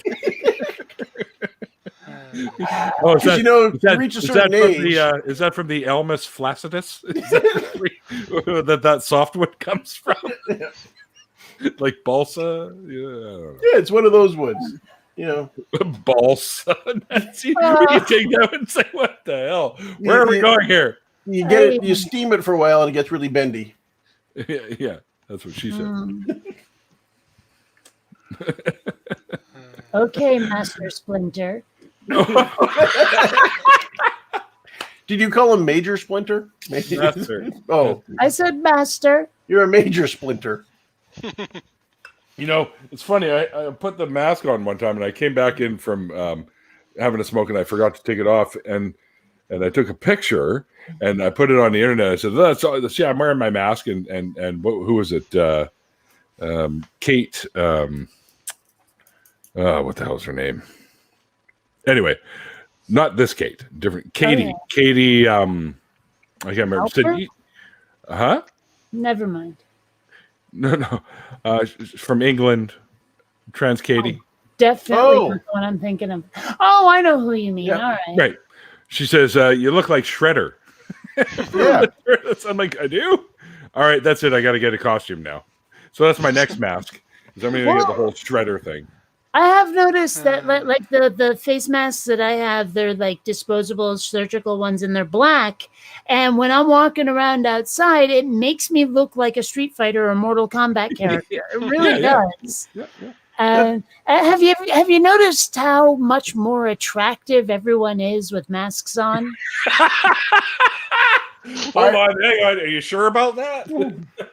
Well, I'm not saying they become attractive. I'm just saying that their flaws are quite well hidden, and it makes them less objectionable. I agree with you only because I have to take my glasses off all the time when I'm wearing a mask, or else they steam up, so I can't see anything when I'm walking around without my glasses on. Everybody looks much better. But I got the Venom one. Is that right? Oh yeah. Or Blue-Eyed Darkness. No, this is Venom. It says so on the package. I want to get my whole reason for getting a 3D printer, which I've not yet splurged on, is to make one that like you can wear on the side of your heads like Star-Lord's, and then you push a button and it closes. That's what I want. I want some sort of mask that I can like just push a button and it opens, and I push a button and then it closes again. And there you go. See, so it doesn't cause my glasses. Did one of those on his YouTube channel. Oh, hang on, Grant. Put that back on. Your camera's kind of a little blurry, so I want to see what that mask looks like again. What is it? Get up there close and close. Oh, that's awesome! Yeah, a bunch of cats. I've seen the where it's printed like it looks like the Predator's face. Oh yeah, I saw that one. Yeah. You kidding me, Randolph? You put your kids through the first police cat? Well, the first one's the good one. The second one's good too, but the rest of them after that. Yeah, after that are garbage. I think the funniest fucking scene is when Hightower has to drive the Honda Civic and he pulls the front seat out and just sits in the back. Okay, true story. I had my first car was a 1978 Honda Accord hatchback, which we bought for $50. We put in the garage. What? Yeah, and we took it completely apart because my dad thought it would be a really important lesson for my brothers and I to learn how cars worked. And so we spent 8 months right down to the cylinder heads, and we rebuilt the whole car. But we needed parts.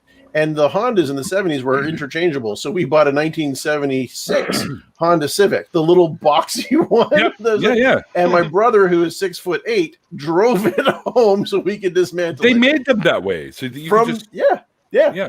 But he took the front seat out and drove it from the back seat because he could not fit in the front. And so I was following him in the family car, and we had to do it late at night because there was no plates on it. So like late one night, we got the engine running on this like 20-year-old. And he's trying to go up a hill, and I'm beside him, and he's like driving the car from the back seat. And then we stripped it all apart. We cannibalized all the parts. I got a shift. Crazy backseat driver. So we rebuilt this 1978 Honda Accord, and I drove it for 1 weekend, and it kept pulling to the left. So we took it to a friend's shop, and they put it up on the lift, and they go, the whole thing's bent. Like the whole thing is bent. So we had to scrap it. So I got my $50 car that took me 8 months to build. I had for 3 days. Oh fuck!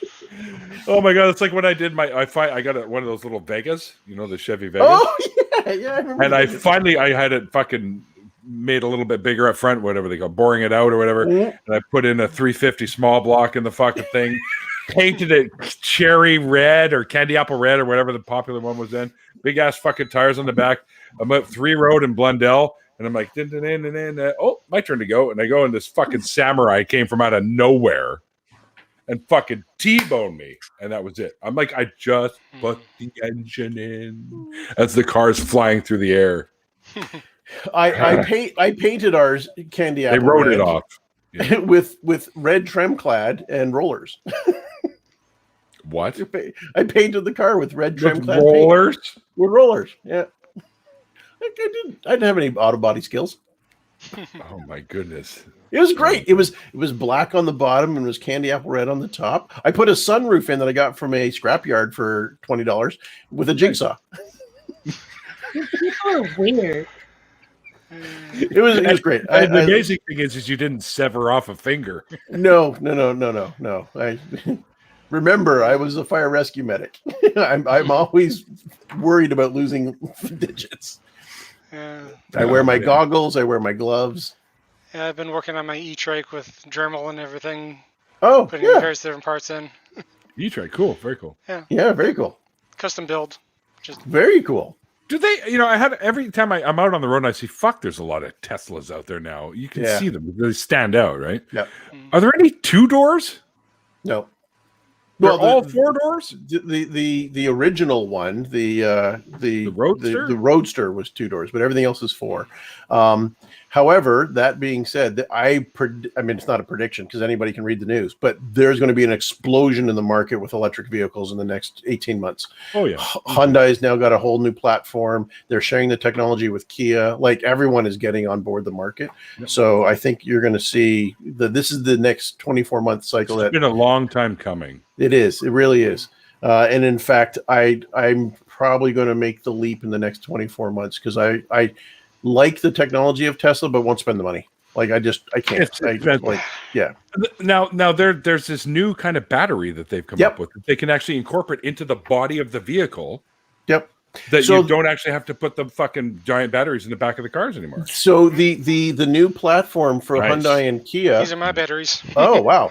Nice. The new platform that Hyundai came up with and that they're sharing with Kia is just basically a flat body with 4 wheels and everything just sits on top of it. And so the batteries are literally the whole platform. So there's no transmission tunnel. There's like the whole floor is flat. And the new Hyundai that's coming out this fall, the center console actually slides into the back because the whole thing is just open space. So when are cars going to now be made out of Lego? I have a smart car. It mostly is Lego. You know the camera they have in the back of cars now for like parallel parking and stuff. I think it was a missed opportunity to not call those kaleidoscopes. That's good. That's a good one. Yeah. Damn it, Kate! Not when I take a sip. That was fast. The new Hyundai's got auto park. You just push a button on your key fob and it parks. There's a few that have that. Yeah. I've seen one in action. I'm like, Space Telescope webcam. The webcam. Yeah, the James Webb Space Telescope. It's the webcam. It's the webcam, which is brilliant. That's perfect. So Randolph, I see you in the chat, and it doesn't look like you're that fucking busy. So how come you're not in here? Yeah. Some friend you are. Putting up more walls. Oh, is he? So what? He walled himself into the studio. He can access the computer now. I'm on my phone. Help me. Someone call 911 or Neil. Either or. No. I'm not going anywhere now. You're on your own, pal. Yes, I agree. It's one of the reasons I fell in love with the channel when I first found it. Oh, shucks. Well, it's true. It's because you're fucking Bionic Dance's channel, not your own. There he is. Hi, Randolph. Randolph, you're not wearing the bathrobe. No, I'm exhausted. I still have this paperwork. I'm hoping to have it done by tomorrow to meet the deadline. It's a race against time. Oh. While I'm getting some computers ready for a client, it's just I'll make it. I'll just squeeze in time. But I got severely delayed because a little over a week ago, one of my clients got hit by ransomware, and so we restored things from backups. But of course, they didn't have the current day's work, so and they're very busy, so they're moving to a more frequent backup schedule now. But it's there's some hand holding, cleaning up computers. It's not the kind of work I want. I'll do it, but I'd rather be building stuff instead of fixing malicious software. How did it get into their system? It's a number of different possible ways. So you don't know specifically? Usually this stuff comes through email that's disguised to look like something from a courier company or something. And oh my God. Yeah, that's sorry. An Apple to Mac, a Mac Classic, I think. Yeah, you should send them back to this era so they don't get anything. Grant, if you keep coming here and making me feel old, I'm going to kick your ass out of here. Mac and trash. Yeah. Macs are the computer equivalent of Quebec. Yeah, that's actually a really good assessment. That's quite accurate. How far are we in car minutes, Randolph? What do you think? 15, 20 minutes, maybe at best? Yeah, unless there's traffic. You know how traffic can be on 99. Then we can probably do it in 5 to 8. Or you stop at Tim's for a double. Oh, there's that. Yeah, you got to take 5 minutes out for the Timmies. And then so that's something I got to do. Next time I get to Canada, I've never been to a Tim Hortons. Oh, fuck. I'll make sure that happens, Kate. We can all go together. It'd be a lot of fun. By the way, I'm going to bring this up again. Tim Hortons around here for a little while, but they are in the States. Yeah, because they're owned by an American company now. Yeah. They're owned by Burger King now, right? Yes. Same group of companies. Same, yeah. So, fuck, you guys just threw me off here. I had a question or something. Speaking of Kate coming to Canada and going to Timmy's, and you're going to make a group of it, and then you were going to talk about your road trip. With Tim Hortons. No, I'm not doing my road trip with Tim Hortons. Okay. Then you got to switch to Dunkin' Donuts when you go over the border. No, Dunkin'. Actually, their coffee's not bad. I've had it. The funny thing is McDonald's here in Canada, anyways, has the old Tim's roast beans now they use. So their coffee tastes like the old Tim stuff, and I love both of them. They're actually pretty good. No, I had something else I was going to say, and I fucking can't remember what it was now. But we can repeat the conversation that might trigger it again. Maybe let me just watch it on YouTube and see if I can figure out what it was. It's like when you leave the room and you forgot why you leave the room, and you go back into the room and suddenly you remember why you left the room in the first place. Well, I know it had to do with. That's what it was. Right. Okay. Yeah. Okay. Thanks, QG. I see. This is why we keep him around. So we were thinking of doing something. Randolph and myself we're not thinking of. It's going to happen at some point. In the future.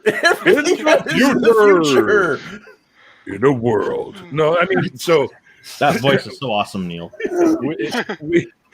We're going to do like a Faithless Forum Canada version. I've already talked to Drew and Thomas, sort of thing, but they're like, well, the name. If you do that, then they have to obviously be involved. And I'm like, okay, well, we'll call it something else, but I'd still like you guys to come, right? Yeah. Like we'll get, we'll get all the YouTubers that people like and get them here and have a very similar idea, and everyone gets around. And so definitely drag your ass up here, Kate. The program will be called Atheist Interchange. We've already got the domain names for it, of course. That's very important. But we'll have it's one of these projects of the Canadian Atheists, because the Canadian Atheists will be able to cover the insurance costs and securing the venue and things like that, and take care of the marketing. So, of course, the proceeds for that will go to cover all that, cover the expenses for the people coming to present, and to also have hopefully some left over so that the next event can be better. Yeah. So Atheist Interchange sounds like a series of highway on-ramps. Yes. Well, because we're atheists, we prefer to use the word freeway. Free thinker way. No, but yeah, I mean, given how much weed I've had, it's definitely the highway. Oh, great comeback! I tell you, Kate, I'll take you to my buddy's. Smile every time. I love your my buddy's weed store just down the road from me. He also owns the pub here too. Since it's going to be a Canadian one, it should be faithless ? We're sorry. Yeah, I mean the atheist. What would you call it, Randolph? Atheist Interchange. Interchange. See, already you can't remember what it is, so you may want to rethink this. Shush. I'm fine when I'm not on the edibles. Oh. He normally remembers it, no problem. Yeah. Hey, what's going on, Oz? Fuck, you should get in here, buddy. Hey, Oz. You want me to send him a link? Yeah, that's what we're going to do. I got it. Okay. Basically, it's going to be a very similar sort of thing to. We don't have to call it Atheist Interchange. That's the site, and we can call it something else if we want to. But more faithless. Well, no, I don't want to use the faithless form because we can't, because it belongs to Thomas. No, we're not the same event. This is part of Canadian Atheists, but we're glad to work with them and promote faithless form at this event and all this kind of stuff. We're definitely going to do that. And promote like Canadian Atheist. Yeah, that's what I had. Something sort of similar in mind as well. Okay. At the left of the valley. Oh, by the way, Randolph, you should get on the Left of the Valley podcast because you're a local guy too. I just been on there once already. Oh, have you? Yep, they're wonderful people. I think I recommended them to talk to you. Did you get on with them? Yeah, I already did an episode. Yeah. Yeah, they're great. I'll be glad to go on with them again. They are delightful people. I really like them. They're you've been on. Fuck you. Let's get Quiet Gorilla on here. But no, I gotta send a link to Oz. Sorry, Oz, I'm really stoned right now. Like Kate and I are the total stoners tonight. I'll send him a link. Yeah. I don't know what you mean by tonight.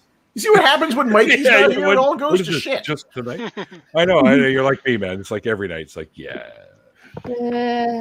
love my job. No, actually, I do. Okay, Oz, check your Twitter. It's in there. Yep. Chemistry is fun, and one of these days we have to get Pastor Mike on camera. Why? It has happened. Oh, but it's very, very rare. Who?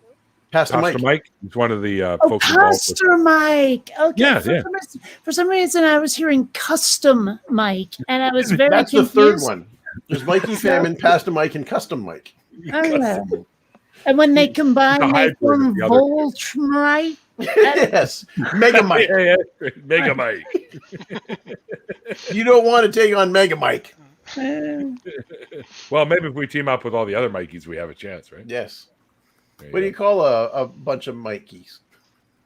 A gaggle of Mikeys?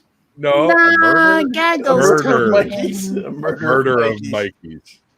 I like that one. The murder of crows. But if we only got 3 of them, we have a trike of Mikes. The trike of Mikeys? I was thinking about it actually, because if a bicycle is a bike and a tricycle is a trike, then a unicycle is a yike and a motorcycle is a Mike. Wow. Good. Let's jump on shortly. Okay, Oz. Great. So he said jump on shortly, not surely, right? I don't think Mrs. Oz would approve of that. I don't think they're the same person, Pete, but it's a hypothesis you can run with for now. Oh. No, I know. I can state for a fact they're not the same person. I've seen Pastor Mike. Did you get identification? This could be someone just saying they're Pastor Mike. Do you have authenticity of this Pastor Mike? Yeah, I can vouch for him. Did you get it graded and sealed in a little plastic? Did you get DNA testing? Now, the Quiet Gorilla's got the advanced techniques. I'm not as up to date as he is, even though that's true. Yeah. What do you have to have your molecular card now? Yeah. That was a molecular virus vaccination. I'll send you all test tubes. You can send them back. I'll then code you and send you back your official DNA card. So what do I do? Do I pee in it or spit? Spit? Oh, well, that's boring. Too much information. You sure you don't want? You sure you don't want a little mayonnaise? Oh, never mind. No. All right. So thanks, everybody. Exactly. That's when we need the big cane to come out. Right. I already did that once, but I can do that again. Get off my lawn, you little fuckers! No. We're talking about like the shepherd's crook to yank you off the stage. Oh, you mean this thing? Yeah. Wait, I'm going the wrong way. I keep forgetting it's backwards. Thanks for playing the game. We have a lovely home version of it. And your supply of rice-a-roni, the San Francisco treat. I've never had rice-a-roni. Yeah, the ding-ding, exactly. Yeah. It has been a while since I've had any rice-a-roni. Me too, actually. I've never had it at all, like Twinkies. Never had rice-a-roni? Dude, rice with mushroom? Fuck, are you kidding me? How do you not have it with the Twinkies? Mushrooms are a fungus. No. Yeah, they're a tasty fucking fungus. Okay, I will only eat mushrooms for the purposes of like getting all squiggly. Oh, those kind of mushrooms. Grow. Oh, you've lived in Seattle. You know they grow like wildfire out here. Yeah, but or like fungus. But still, I haven't, and I won't. But as food, they're grody.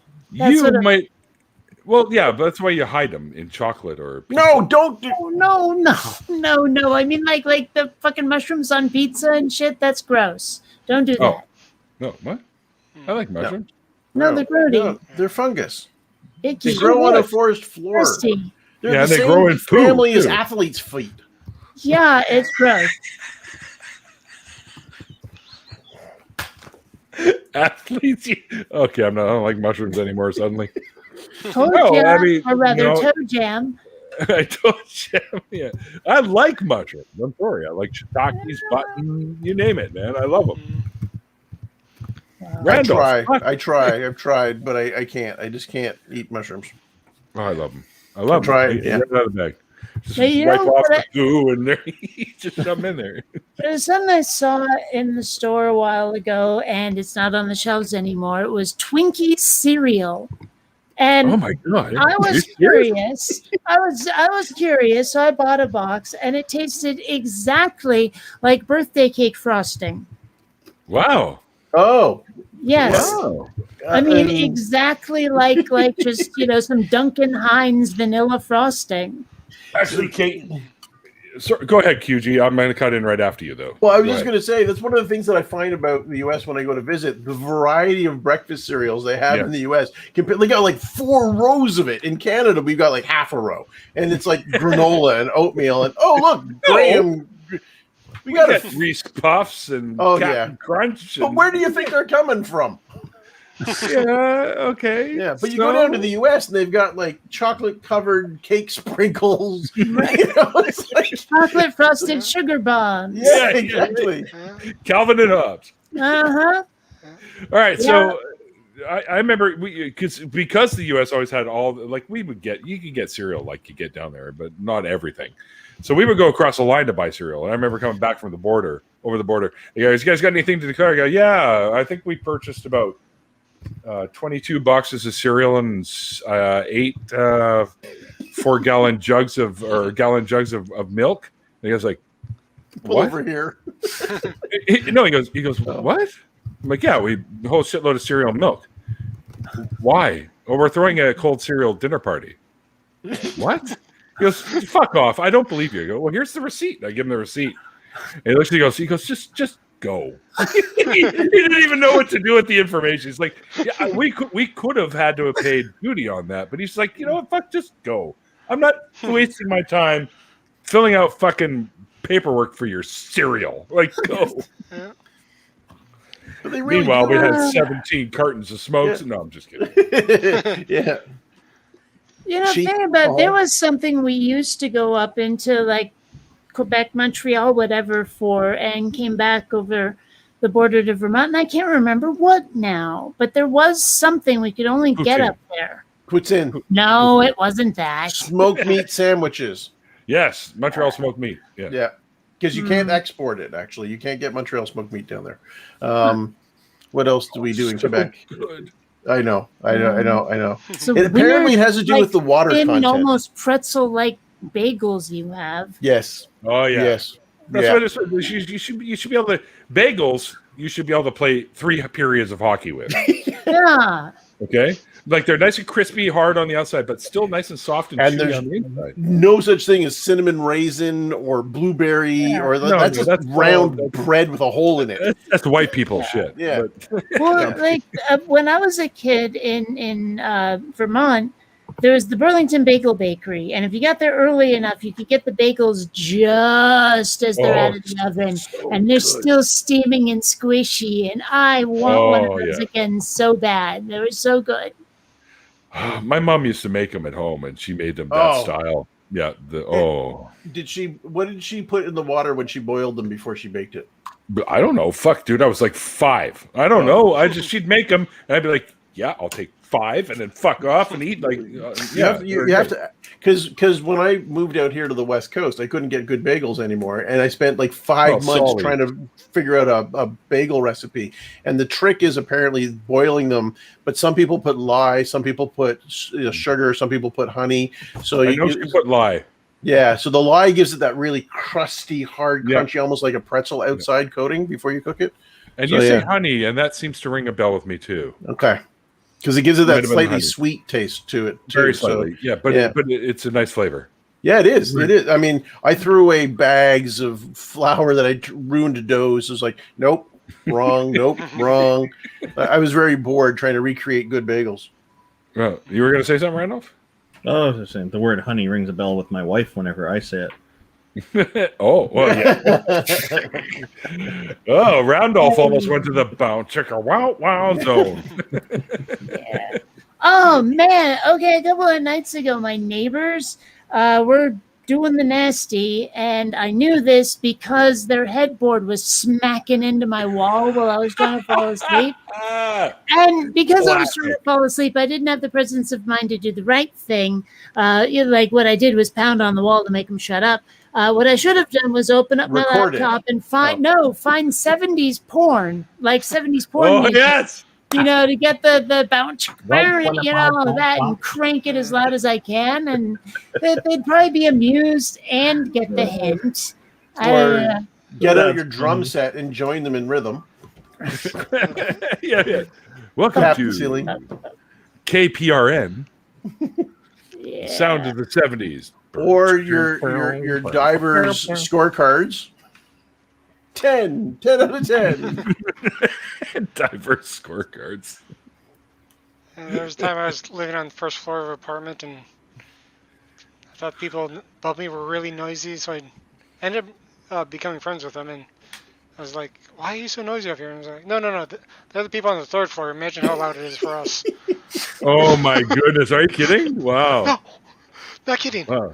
How come they never they call were me? just saying that so that because it's it's live. Just be senpai. Hey, B.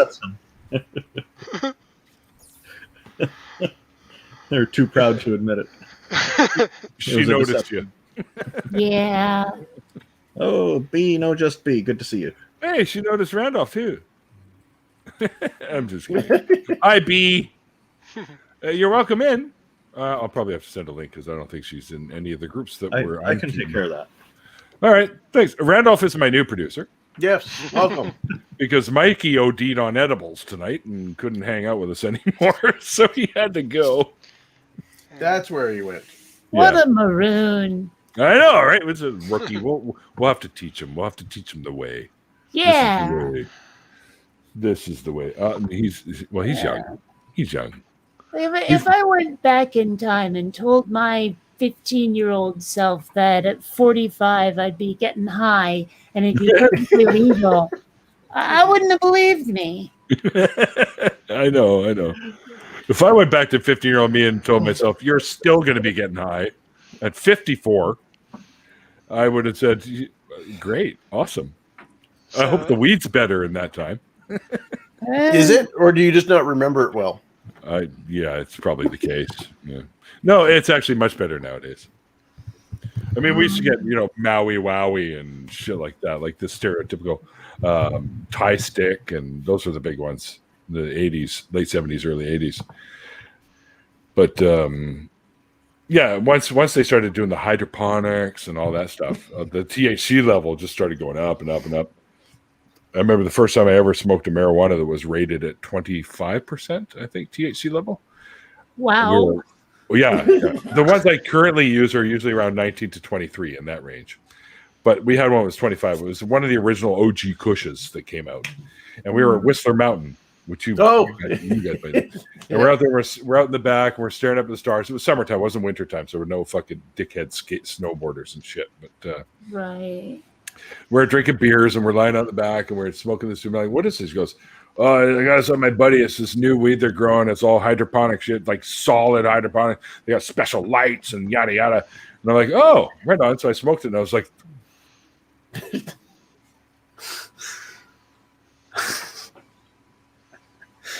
holy fuck. Is that my head? Holy fuck. It was a hi, B. Hi, buddy. Oh. Hi, everybody. Everyone behave now. B's in the house. Oh, God, no. Please don't. No, I didn't say how to behave. Everyone behave badly. Yes, everyone behave badly. Yes. B That's behaving what the B badly really stands for. Yeah. I'm out of beers in my little keg, so which means I've been through 6 already, but I'm going to go grab a couple more. So. Okay. From the store or the kitchen? No, from the kitchen. Jeez. Oh. No, he doesn't have his cane out. He can't get to the store. Oh. I'm pretty sure my Bluetooth won't last that long. I mean, go that distance. Pardon me. Oh. If I would have told my younger self that pot was legal and that atheism would be spoken about and that I would be having sex with a lot of women, I'd only believe the last part. Well, if I'd said most of those things to myself at 15, I probably would have said, yeah, but what about flying cars, you bitch? Right. And where's my hoverboard? You're not. You're only a little younger than me. We totally thought we were going to have flying cars by now. Yeah. Yeah. Like the year 2000 was that magical threshold. I know. I was Jetsons. ready for that shit. I was figuring out traffic lanes in my head. Yeah. When I was a teenager. Yeah. Yeah. So not fair. You're in the sky. What do you need traffic lanes for? How would you do that? Because they'll have collisions. No, you'd have to have different heights. Yeah. Different. Just a giant fucking bubble. Altitudes. That's the word I was looking for. Thank you. My other brain. Altitude. If I want to raise my altitude, this is why we don't have flying cars. No, Neil. People like me. Just fly wherever you want. Wait, Neil's got a flying car. Everybody home! Get home right now! Could you imagine drunk driving if everybody was in the air? I mean, it would literally be a disaster. Well, obviously, flying cars would have to be self-driving. It would make puking out the window a different experience. In the future, people are going to talk about how they're conceived in the back of a flying car. Right? I was I conceived see. in the back of a flying car. If you're 1950, no, it can't be 57. Right? Yeah, 2057. 2057 Chevy. Chevy Bel Air hard lightning car. bolt. 2-door. Fuck! It was so funny too. And never mind. I'm going home. Wait, funny. No, you're home. Fucking edibles. I think we're all home. Yep, we're all home. Oh, now who's here? Oh, Jen. Hi, Jen. Who's with the Hano? Hi. Oh, My Jen. daughter has shown up. Hello, Jen.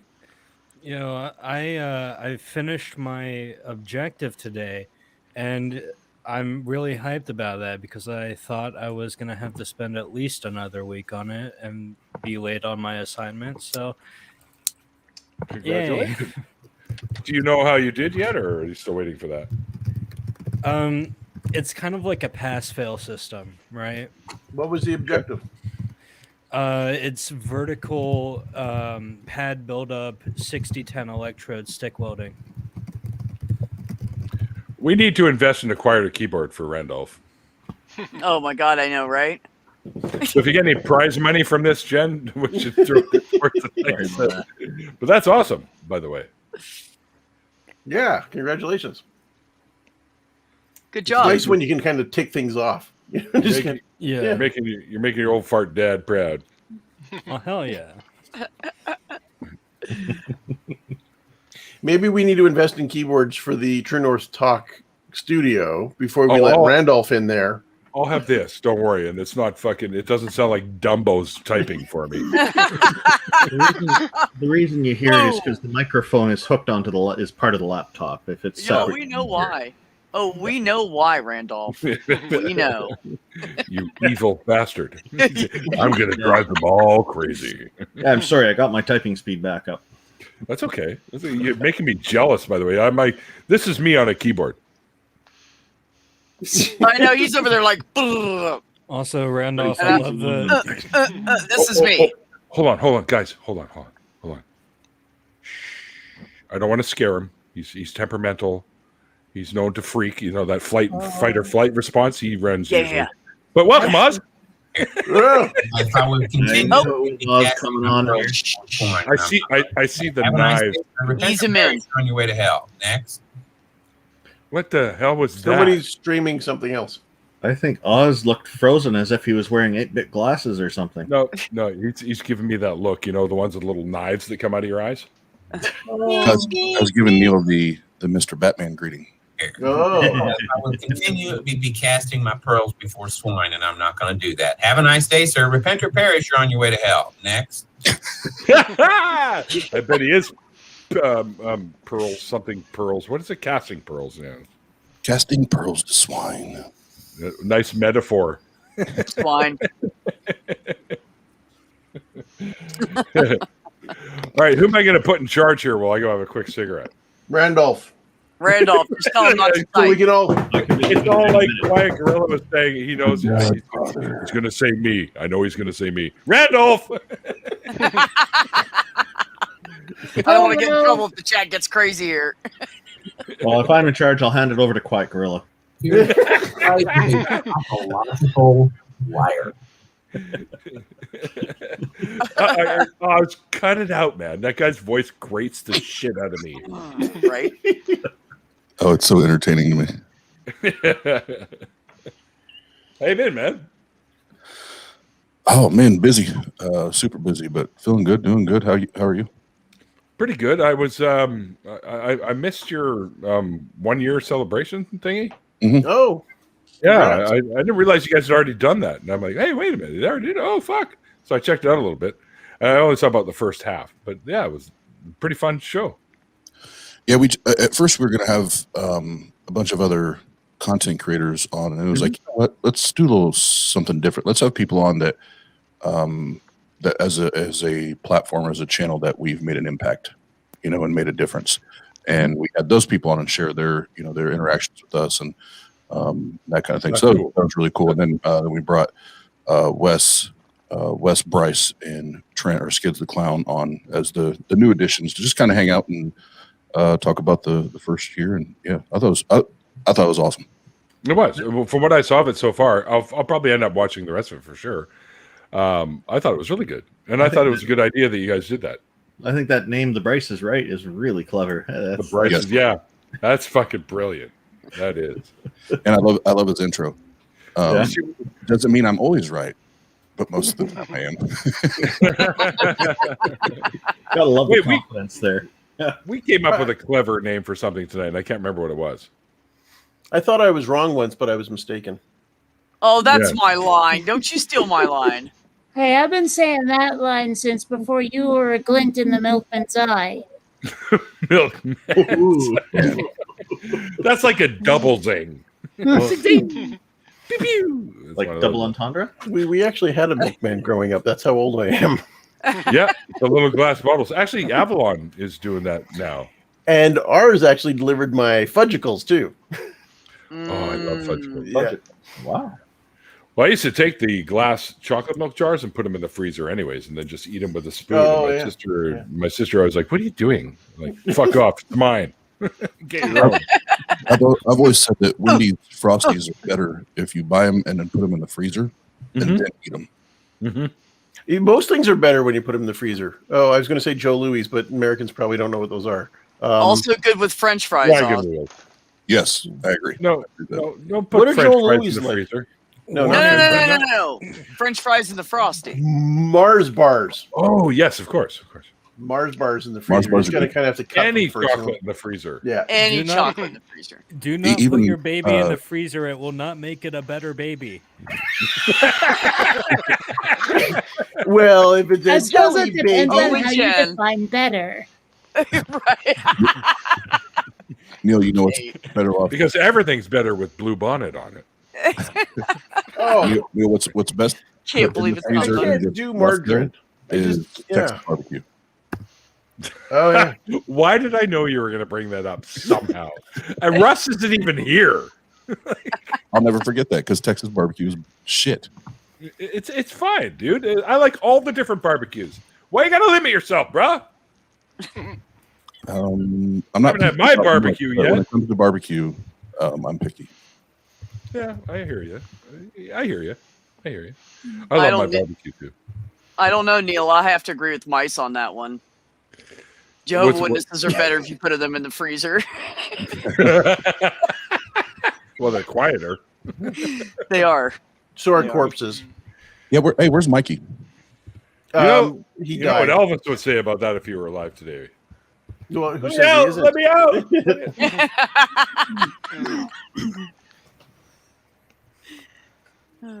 Could the dad jokes get any worse than that? Mikey, Yes. We've hit top. Yeah, Mikey OD'd. Mikey was failing, and so we had to relieve him. Mikey took a little bit too many or too much of the edibles tonight, and he kind of had an awkward reaction with it. So he was like freaking out sort of a little bit. And he texted me. He's like, dude, I got to go. I'm like, oh, yeah. You take care of you. Right? I get it. I've been there. The same fucking edibles I had tonight did that to me a little while ago. But apparently tonight I'm bulletproof or something because they're fine. But yeah, Mikey couldn't. Yeah, he bailed. He's like, I got to go. I'm like, go. I can do this. I'm a big boy now. I'm wearing underoos or whatever the fuck it is, or pull-ups or whatever the fuck they're called. Yeah, And they're just the adult version. Yeah, I was Call gonna say them they're Depends, underoos yeah. when you're a child. They're pull-ups when you're an adult. So everybody Depends on whether you need them or not. remember on 4/29 of 2021, Neil the 604 atheist admitted to wearing Depends while eating edibles. Okay, wait. I got to put it on the That's website. correct. Hang on. I haven't put a quote Add on the that website in a add while. that to the encyclopedia you guys are doing. You and Yeah. fucking, I don't know what you guys are doing, but Diaper and diaper I get- accessories. I get first edition and signed by both of you, whatever it is. We don't even know what it is, Neil. I don't know. It's What just is a, it? it's a compilation of nihilism. Sorry. Nihilism. You want it all, but you can't. No, sorry. Can't have it. Yeah. Is someone getting arrested? No, Where? I just live Someone in- somewhere is it's- being arrested. I'm pretty sure of that. Yeah, I'm pretty Yeah, sure. but the siren was me. Okay. I'm glad. Are you I'm in trouble, Kate? Like, hearing do I No, need to? just- I live in an urban area, and every now and then people get in trouble, and so sirens go by. All right. Well, just in case, I do have bail money. Oh, okay. Well, you now have, that we you know have that, special so you money can- just for bail? Well, really, what I need is a male bunny. I have 2 cats. They could chase him. I was gonna say, are you that hungry? A very small As they bunny, kicked in toy now? size. Oh, another kitty. I should go get Max. No, because he'll claw the fuck out of me if I touch him. So So okay. How are we recording this whole thing about Neil's diapers? Wait, what? What do you want? What do you want me to fucking prance around in them or something? I mean, I try to keep the quotes down to just a few words. I don't want to go through the entire exposition that Oz provided. I like how you used the word expos in there. It's in there. I know that was a reach. I know. Fuck. All right. Multiple entendre. Yeah. Combo breaker. So many layers. So many layers. Like an onion. Yes, actually, I do wear a lot of layers because it's Canada. You know, not so much today, but like in the summertime here, we're good. We're fine. It's hot as fuck in my room right now. I should probably turn off the heater. That might help. Or open a window. Or no, the windows are open, but our windows here in the apartment are like that big. Oh, that sucks. Turn the little knob and push it out, right? Like a hummingbird can't even get in. That's how fucking small they are. So I got to sit in here and sweat my ass off because the computer's hot and the TV's hot and my lights are hot. You're hot. No, I wasn't going to go there, but thank you, QG. Yeah, you're welcome. I got your back. When it's Is that true, what that was? it's true. Oh, So- you guys are going to make me cry, and that'll get ugly because then I'll fry out the computer, and then I'll suddenly disappear, and it'll get bad. What do we do? Go ahead, Jen. I have great advice for you because I have discovered something today. I have discovered why industrial fans, floor fans, are so great because you I can have just 3. stand in front of them. Yeah, just keep them everywhere. This is what I was going to say. What are we doing great. about heat control in the TNT studio? Randolph's pretty chill, so it'll be okay. Well, you got one window in there. And Neil's full of hot air, so in the wintertime he can just warm the place Exactly. up. Yeah, I'm the heater in the winter. Randolph's the chill guy. in the summer. Yeah. If you watch the show, you'll see about 3 or 4 cans of beer stuck to them because I'm having them keep them cold for me. So. Because I can see you cutting a hole in the wall and put a giant fan in to get the get the air moving in there. I like how you Randolph's just got bandoliers of beer. That was weird. I know. Well, you can cook an egg on me for fuck's sakes. Well, now who's here? Oh boy! All of a sudden, it's like Mr. Rogers' Neighborhood. Oh, it's Nick. He's back. He's back. He's like herpes. When you get him, he just keeps showing up. He's just jumping back and forth between divine disbelief and this. And we But he's can't also hear muted, him, Nick. fortunately. Is that a problem? Of course, I'm muted. It wouldn't be. I can be in multiple places at once. I know. I was sitting there going, so long as Randolph's not here, I'm probably. Oh, hi. No, listen. No, it's okay. I'm cool with Randolph. I just didn't want Oz to be. Oh, hi. Pathological. It's because Nathan wouldn't let you into his show. No, I know. I begged. I was knocking on the door. I was just like, hey, hello. I'm like that old guy in The Simpsons. Hello. Hey, here. Wait, is that Nick? Tell him to fuck off. Nick's at the door. We're Pretend watching we're the not show. home. That's what he said. I gotta hand it to you, Neil. You've got style. I do? That's not what my fucking friends say. They say they want to take me out and show me how to wear proper clothing and say, all you ever do is wear black t-shirts and jeans. I'm like, I've been doing that for like 20 fucking years. Well, that way you don't have to think about what you're going to put on. Yeah, why is that bad? I don't understand. I call that ninja. My friends are fashionistas, I guess. I don't fucking know. But you know what I say? I say, are you comfortable? Yes.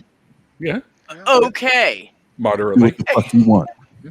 I mean, don't walk around and just Moderately like tidy whities out in public or anything. Not that kind of comfortable. But I've tried that. I keep getting kicked out of places. really, it's Yeah, better than the rest warrants I have out. Yeah, they for me. said that's a little too comfortable for the movie theater. I'm sorry, but What I There was a guy say like is, that in the park earlier today. does it fit and does No, it have that's just pockets? pervy. And if it fits and has pockets, I buy one of every color. That's a good rule of thumb, really, if you think about it, because you need Yeah. pockets, right? Yep. Yeah, and things got to match. I mean, I only wear clothes because I need pockets. I mean, why the hell did they not sell girl jeans with fucking pockets? Or at least pockets you can put something in. The pockets are like, Yeah. why the fuck buy girl jeans? Well, because they fit better. They fit better on my head when I run around pretending I'm a rabbit. Yeah, well, they fit better than the frickin' boy jeans. Because to get a boy jean that fits right, it's got to be clear up to my armpits like mom jeans. Oh, no. You go for relaxed fit, sits at waist. Yeah. That's what you do. That's why I just wear sweatpants. Fuck that shit. I approve. I think we have different goals with our clothing, but okay. That's why I just wear cargo shorts. Cargo shorts? Oh, Pockets. That's where my cargo keeps going. Yep. Many pockets. I don't know what that wasn't even funny. Did he just say he has cargo in his shorts? What happened? I think so. So. Okay. As long as it's not escargot, then I don't. Unless it's what, fresh curled up escargot and cold, and it's still alive. Well, we got a bunch of them out front here. We have snails all over the place out front here right now. Oh, I don't miss that. Are you offering to cook them? No, they're not the kind you want to grab and eat. I keep stepping on them, and I feel fucking horrible afterwards. I'm like, I killed Turbo. Like, what the fuck is going on here? We didn't get the snails in Vermont. What we got was the earthworms.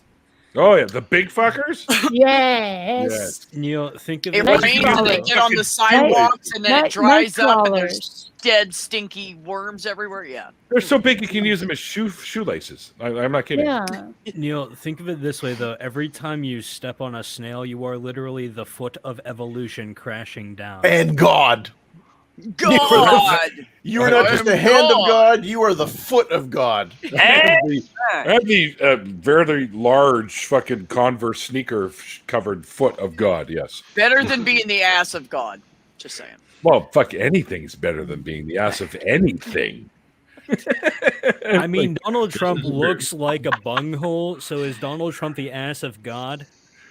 We could say that, sure. You heard it here first. Donald Trump is the asshole of God. I don't know. That might be giving too much credit. Asshole of God. That might be giving too much credit. Guys, we don't believe in God, so he's just an asshole. We get vanilla, scented extract from beaver anuses, so that asshole might actually not be a bad thing. What the fuck? Wait, what? Yeah. Are you kidding me? I don't care that much about vanilla that I would be willing to be a beaver anus. What just happened? Listen, call me Cookie. Just saying. I'm never going to eat vanilla anything ever. No, not real vanilla. Real vanilla is not. It's the synthetic stuff. It's made from. You're talking about vanilla, aren't you? Clearly, I learned so much. Quiet. Yeah, I know, right, Randolph? I know. All right. Hang on. Mind. Quiet, really. Can you please explain that one more time? I mean, I need to make sure I heard that clearly. There is a gland in the anal region of beavers that there is a substance that can be used to make synthetic vanilla flavoring. Oh my goodness! That's not better than the first time you said it.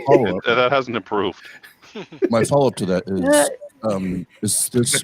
Can I make an ice cream flavor called beaver ass? Based on study or experience?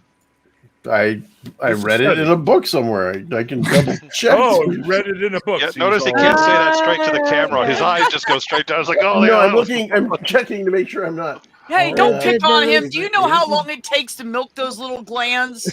Yeah, I mean, there it is. that's It's called castoreum. Castoreum is a chemical compound found in the beaver's castor sacs, which is located between the pelvis and the base of the tail. Instead of smelling icky, castoreum smells like vanilla. So my goodness. all I envisioned the entire time he read that off was Quiet Gorilla's nose and the ass, and then giving the definition.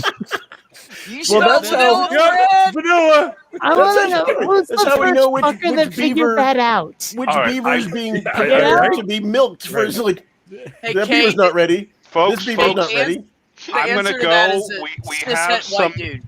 We have some synthetic vanilla here. My newest priority in life is to make some adjustments to the scale. I will be back from the kitchen in about 3 minutes.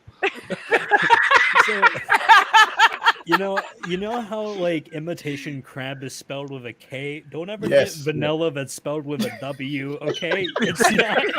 You don't vanilla or vanilla for beaver. Yeah, with a B. Yeah. Vanilla. The real thing is vanillin, isn't it? Vanillin? Yeah. Vanilla stuff is vanillin, yes. Wow. Yeah. Okay. There's a beaver on the logo of this one. Is that a bad sign? Nick, throw it away. Just go, man. Just if you're like eating this stuff and there's a little beaver hair, just get rid of it. Mice. Hold on. I know exactly what to do with it.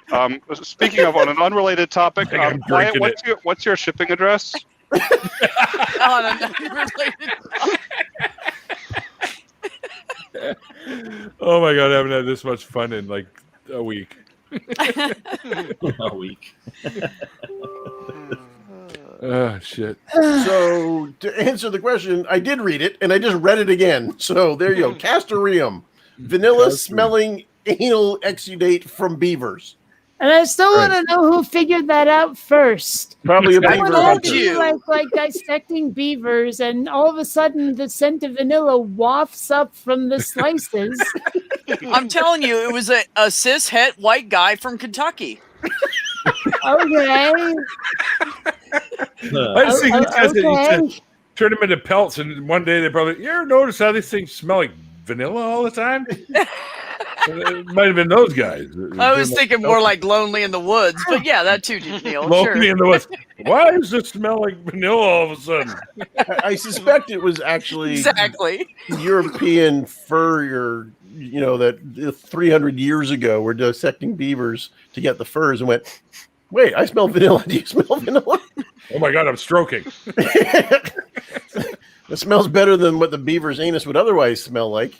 Okay, how do you know? I'd like, okay. I was just going to say, you're picking a lot of claims here. You really are.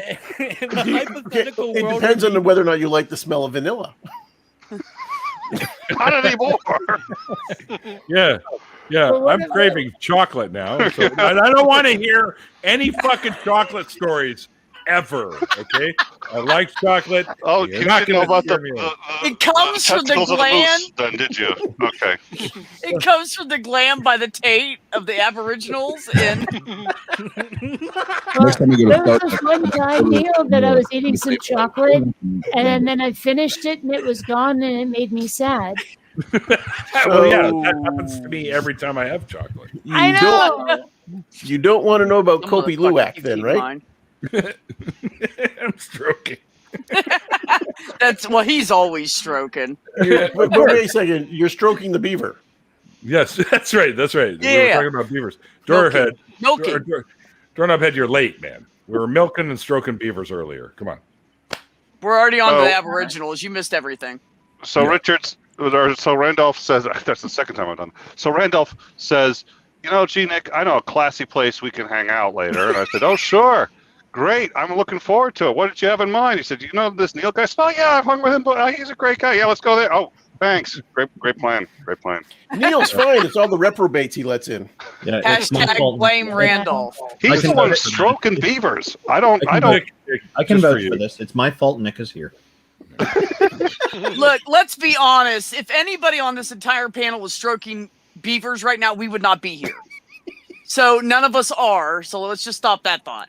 Have you seen the fucking teeth? Or maybe there's a reason my camera's off. Whoa. Touche, Kate. Multitasking. I see. Okay. I'm impressed. I used to stay on the road all the time. Where I'm going, I don't need hands. Listen. I used to do it for Pornhub, but then I got paid more money to put my clothes back on. So I said, okay, Same. So you're at redress.com? That one? No, stop. Don't do it.com. You're the $600 super chat last week. And you need to be brought down from that too horny. Head over to redress.com where the guys, old dudes like 50 odd years old, start out naked and we make them put their clothes back on. And it's only an hour-long video. It's only an hour long. Yeah. Wait, what am I going to do with no clothes on website for an hour? 1 hour. Oh, I swing through vines like an orangutan. I don't know. Orangutan. Yeah, not a gorilla. No, I didn't say gorilla. Jeez. Not a beaver You're either. so sensitive. Oh, Just saying. He doesn't like being misspecied. Right. True. Yeah. True. Don't misspecies us. Don't miss PC. Never mind. In the side chat, tons of mice said first day of class with Professor QG. The only reason I wear clothes is because I need pockets. Not true. But what is true, when I was much younger and I could get away with it, I used to sit in the front row of class that I was supposed to be teaching and wait and see how long it took before students started to leave. I just like say, I wonder how long people would sit in a classroom waiting for the instructor to show up. And then as soon as they get to go leave, I'm like, where are you going? And they're like, well, I'm like, maybe we'll start class now. But I can't pull that off anymore because you are such a dick. I was an instructor for a class when I was in my 20s, so I was close to the age of the students, younger than many of them. And first class of the semester, I would be like just in the back and hanging out with the rest of the students. Just yeah, exactly. They were like, class is about starting. I'm going to go up to the front and start teaching. Yeah. I could get away with it because I was teaching sociology, so I could claim it was all of an examine of how group think and mind think, and like one person leaves, and then how many other people are going to leave, and so if I was teaching physics, it would be a little bit harder to justify. Yeah, I was not if you inhale helium. Well, no, you could, or quantum states. Are you really there, or have you? Yeah, I should have thought of that. Thank you, Nick. You sit down, or I'm going to break up the blue class. I didn't didn't take a class. I was just hanging out with people who were getting there early, and they didn't realize I was not one of the other students. Have you guys heard anything about this professor, man? What's the word on the street about the guy? Is he good? Is he? I heard he's kind of a schmendrick. I heard he inhaled helium. I told some of my professors what I was doing, and they were like, "Well, we'd like to do that too," but of course they were, decades older than me. So one of them actually borrowed coveralls from the university maintenance team and put those on one day over his suit, and went into the class and was pretending to fix a light fixture, and the students all started coming in, and like this is the first class of the term, right? And he's like, "Oh, I'm sorry, I thought the classroom was empty. Well, I'll just be a few minutes. What course is this?" And he'd start to engage with the students, asking them about what.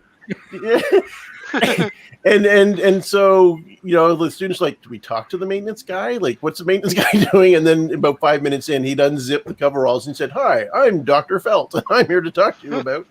His name is Dr. Felt. It was, yeah. I wonder how many times that felt awkward for him.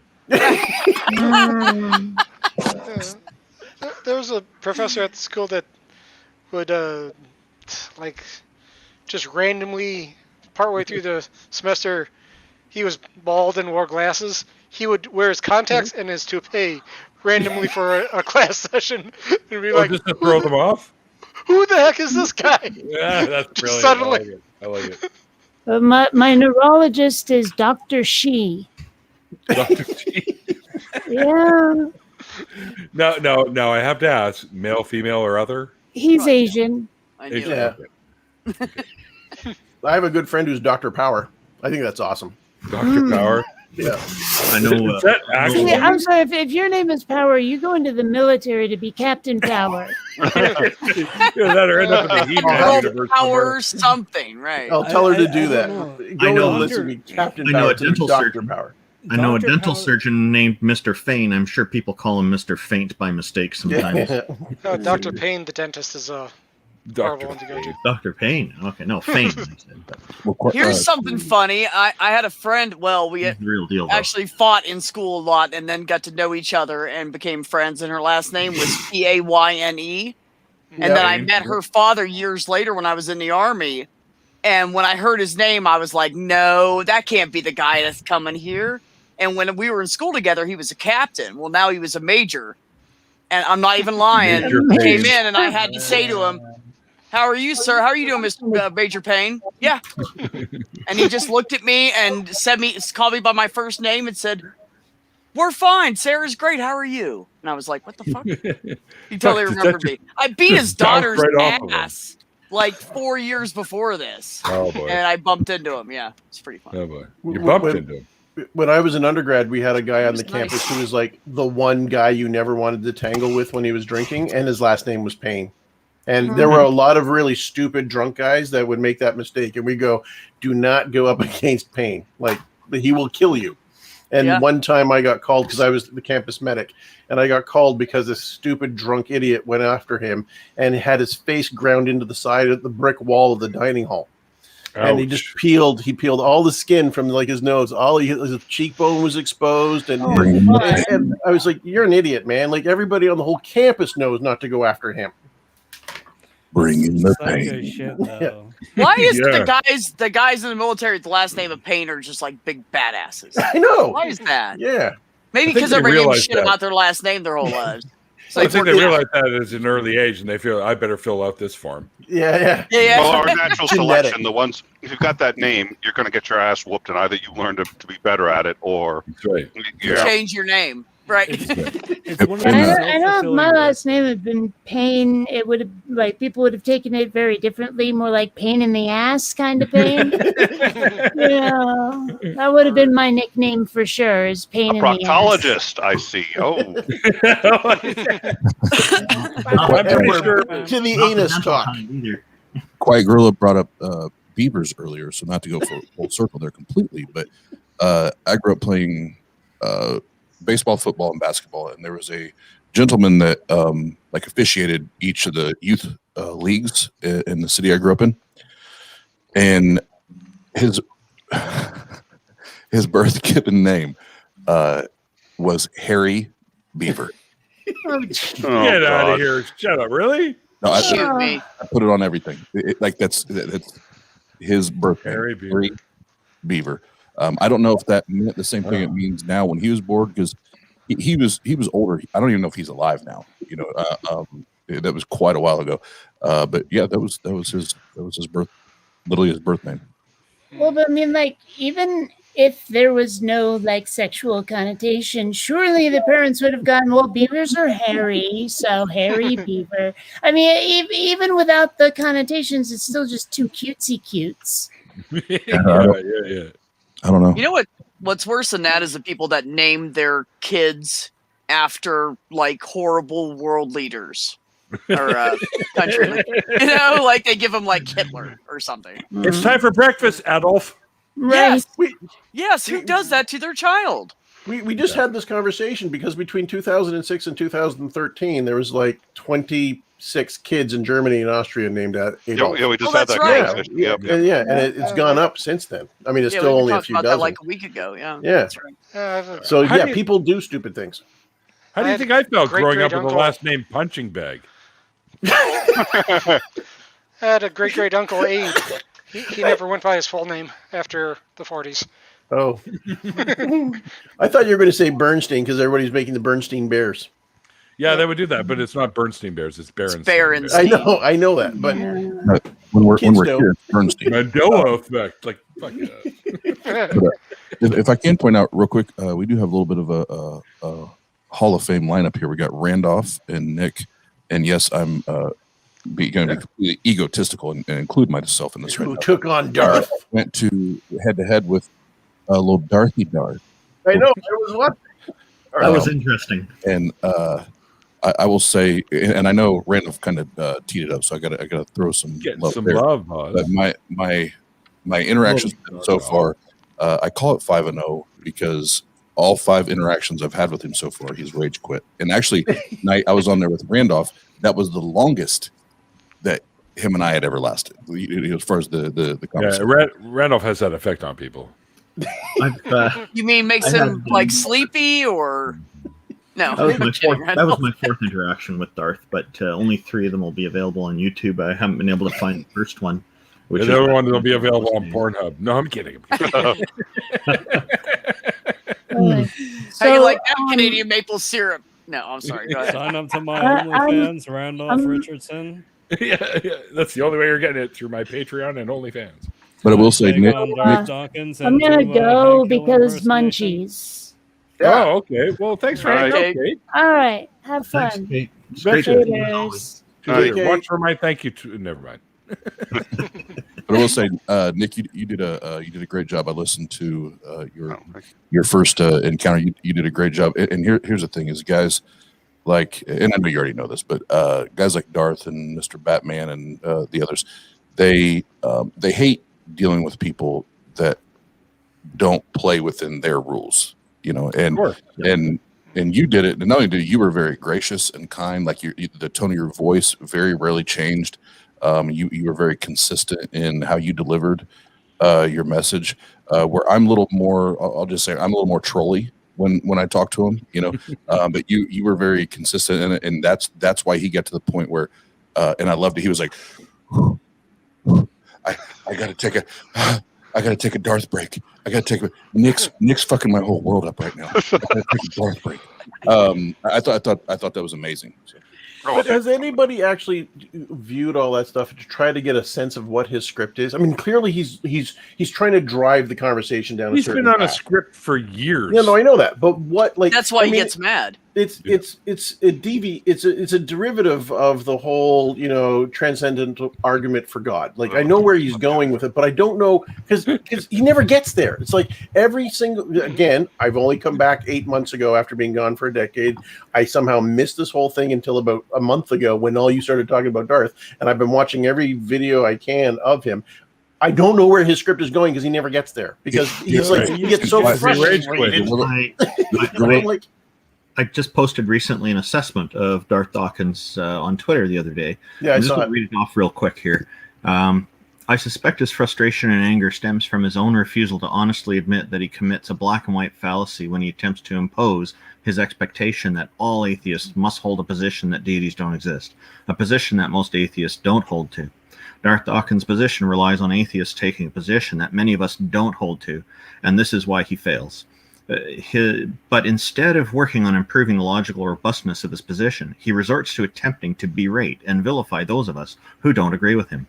In my opinion, Darth Dawkins has, so far, underestimated all of his interlocutors except for me.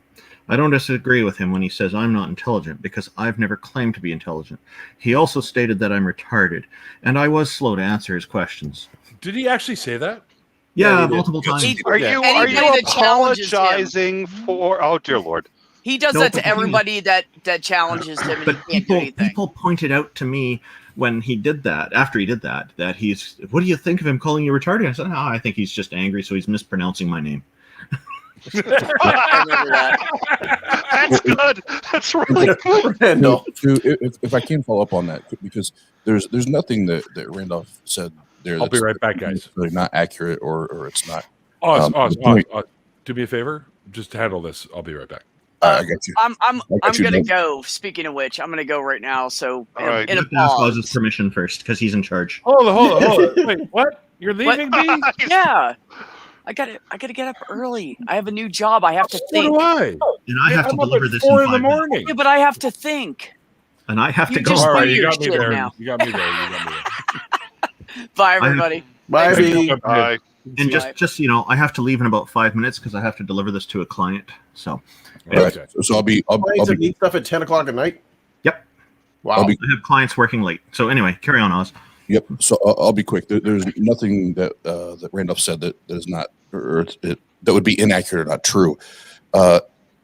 With my friend Justin recently, a month or so ago, converting to Islam, I've been doing a lot more studying into the different arguments, whether it's the Kalam or the other arguments. No matter how you present them, this is the mistake that Batman or Darth or the others there are making, that the Muslims are running circles around them on.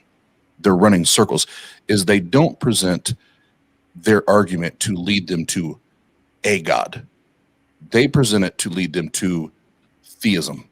And that's where they're fucking up, because Batman and Darth always talk about, they're Christians and you got to be saved and believe in the crucifixion and the resurrection. So when I go in that conversation, I already know, and I already come in understanding that you've already shared your position, and I already know what's going on when we talk about this, where even the Muslims and now the more and more conversations I'm having with them, they say it. No, I'm not talking about like what God we're going to believe in.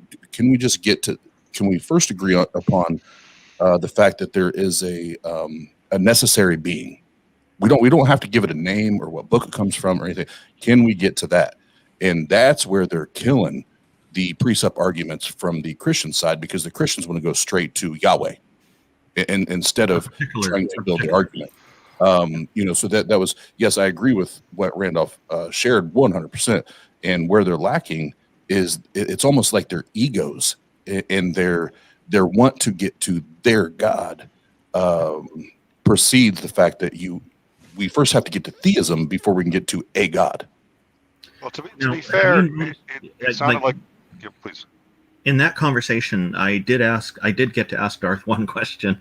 I said, so why does he think that it's one deity rather than a pantheon? Multiple deities? Because he's used to, like a lot of these apologists, defending against none. So I normally will ask about multiple, because it's a different point of view for them to argue from. And he copped out right away. He just said, well, because God revealed himself. And I didn't get to follow up. I would have liked to ask, well, how do you know that others have not revealed themselves, but they might still exist? I wanted to go there, and we didn't get to go there. Because he was running the interrogation. But it was it's an interesting thing that they're all focused on one versus nothing rather than one versus many. They're not well equipped to deal with one versus many. But what Oz is saying, it's, now that I think of it, yeah, that's exactly what those Muslims are doing. Yeah, I do think a lot of Christians are doing it too. He sort of half did it because he's an entity that we will call God, which is a poor choice also, because I mean, somebody's smart. If an atheist is smart about it, they'll say, well, let's not call it God because I don't want equivocation. And if the theist is smart, they'll say, okay, let's not call it God either, because you don't want to, you shouldn't have to worry about having to take the extra steps if you're a theist. But I use the word deity because it's sex neutral. And use any. I find, like, when I'm like previous conversation with Darth Dawkins and with some other interlocutors as well, I've thrown it in there just for fun to see what would happen. I'll just say male deity. And Darth had stopped and he said, when did I say it was male? And so I said, you used the masculine term, and then, okay, and then he carried on. He handled that part well, but I find other interlocutors start going off on a tangent when I say that's really interesting. It's male and female. And if I may, just real quick, because I don't know how much longer my wife will be in the side chat. First of all, I love you, babe. And I love that you are always watching and listening and supporting. But Arn Ra had a conversation with some Muslim gentlemen yesterday afternoon, and I just want to say that the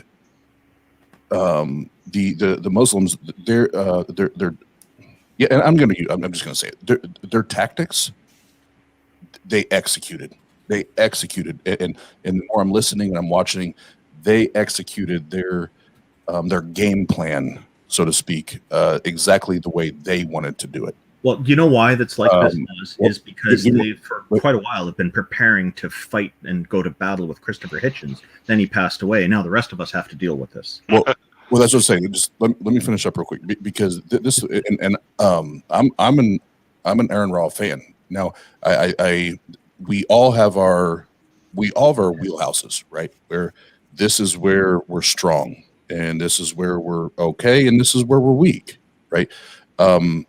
I personally wouldn't have picked Aaron Ra to go into that lion's den. Personally, I wouldn't have picked that. His strength is, going against creationism, evolution, that kind of conversation. But it is what it is. I will say that towards the latter part of that interview, they started switching words and switching definitions, and that's when I was like, whoa, no, he didn't say that. He did not agree to that. So I will say that it wasn't the greatest representation, and I didn't expect Aaron Ra to go in there and to be the philosopher. That's not what I expected. That's when they realize they've lost. Yep. And the fact that they spent another half hour, 45 minutes talking about it afterwards says they were trying to seal the deal for their listeners. Because if even if it's a sports game, if like when I played baseball or football, when we won the game, we ran off the field. Like, it's game over. We're done. Like there's nothing else to talk about. There's nothing else to be out here for. We won. We're done, right? And that's not what we saw. So I have to go too. Yeah. I'm going to say goodnight to everybody. I have to get this to my client. Yeah, good luck with it, Randolph. I liked listening to what you had to say there, Oz Genesis. Yeah. I look forward to hearing some more from you again. And everybody else, good night. Yeah, hi, Randolph. Like having been raised without religion and not understanding that people who did have religion, it wasn't just a cultural or ethnic thing. It actually had a belief system that I couldn't understand. And not even thinking about it until I went to college and actually met people who wore it. Like everything about their lives were infused with this idea of their God. And so I started to try to understand how it happened. My weakness is certainly anything to do with any religious text. I've read, I've got an entire volume set of all the major ones, and I've read large portions of it, but I don't there's always been better answers for me. Like no matter which way I look at it, whether it's physics because I studied physics in college, or whether I look at human behavior because I studied neuroscience and psychology and then anthropology, there's better answers. They're just answers that make more sense than anything that's in these texts. So I can't even understand where the argument's coming from. For example, the whole transcendental one, to say that there has to be some sort of being that underpins all knowledge, all probability, all improbability. You're just defining it. You're just like saying dessert is when you eat raspberry donuts. Well, but I've never had a raspberry donut. I've never seen a raspberry donut. And but what about, I've had pie. Is pie not dessert? Well, no, it's only raspberry donuts. Well, but you're just changing the definition. Anything I bring up, you just include it in the definition. Oh no, but raspberry donuts cover that. Well, but I have dessert after supper. Well, so is ours, but it's just raspberry donuts. Like, am I missing something here? Like, is it more compelling? Like they just define God any way they want and bolt things on to suit their argument? Right. And that's why I compared the two, because they are, as far as the argumentation style and how they approach their interlocutor, it at face value, it does seem calm and respectful and all those things. But when you start to get down into the weeds, that's where the words and the definitions are moved around. And, people can say whatever they want. Like, no, it was completely cool and respectful the entire time. Yes, it was. But that doesn't mean there was not dishonesty or manipulation interweaved into that conversation. And that's what I'm trying to point out is I want to be a fair skeptic and say, no, Aaron did not give a great representation of an argument or pushback, but I still have to come to his side when I say you don't get to misrepresent somebody, and you don't get to put words in their mouth just because you don't agree with them. And I feel like that's what happened. Well, to be fair, any kind of argument like that seems on the surface to make a lot of sense, because in physics, as we understand it, everything does have to have a cause. But you end up with so many problems as soon as you get into that argument. It's still circular reasoning. The only way it works is if you take it to a metaphysical level and say, okay, on a metaphysical level, that's not the case. And however you do that, there's a million ways to do that. But the problem is, of course, once you're at that metaphysical level, you've lost the rule of causality anyway. So it doesn't matter. The universe could self-start just as easily as any other being. So if we're going to say just a priori, God is the being which, God could just as easily be the universe, because outside of the known universe, or I prefer cosmos at any rate, outside of that, right, since the laws don't apply anyway, and that is actually a requirement for that argument to work. We're done. God is the universe. Cool. Yeah, and truth and knowledge in the chat, just real quick, because a minute ago you were talking about how fair and down the middle I was being, and then as soon as I start pointing out all the flaws on both sides of the argument, now it's I don't understand. So either you don't understand or I don't understand. But at the end of the day, they both pin you down with it's this or it's this. And then they try to say it's a true dichotomy. That's with the way you present the definition of your God. That is not a true dichotomy. I'm allowed to say either I don't know, or there could be a third, fourth, or fifth option. That is the source or where our origins are derived from. You don't get to pin me down because that fits your model and that fits your script. That's not how this shit works.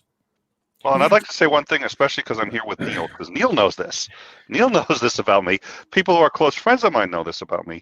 I profoundly miss being religious. I miss believing in a God, and I truly believe that. Well, and I was on here for my deconversion story, and I talked about it, and I struggled with depression afterwards. I am not the same guy I was back then, and my father died in September. And I remember when I was a believer, knowing my father would someday die, the most important human being in my life, the most influential human being in my entire life, and saying it would be okay because I'd see him again. I no longer believe that. So you and the people who are theists, who are trying to convince atheists, have failed to convince someone who desperately wants to believe your position.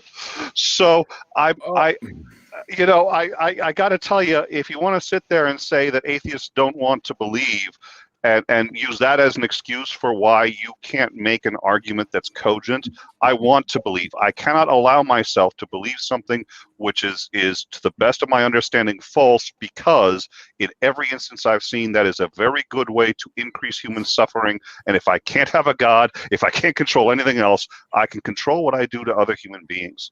And that requires as much grounding in truth as I can get. Please convert me.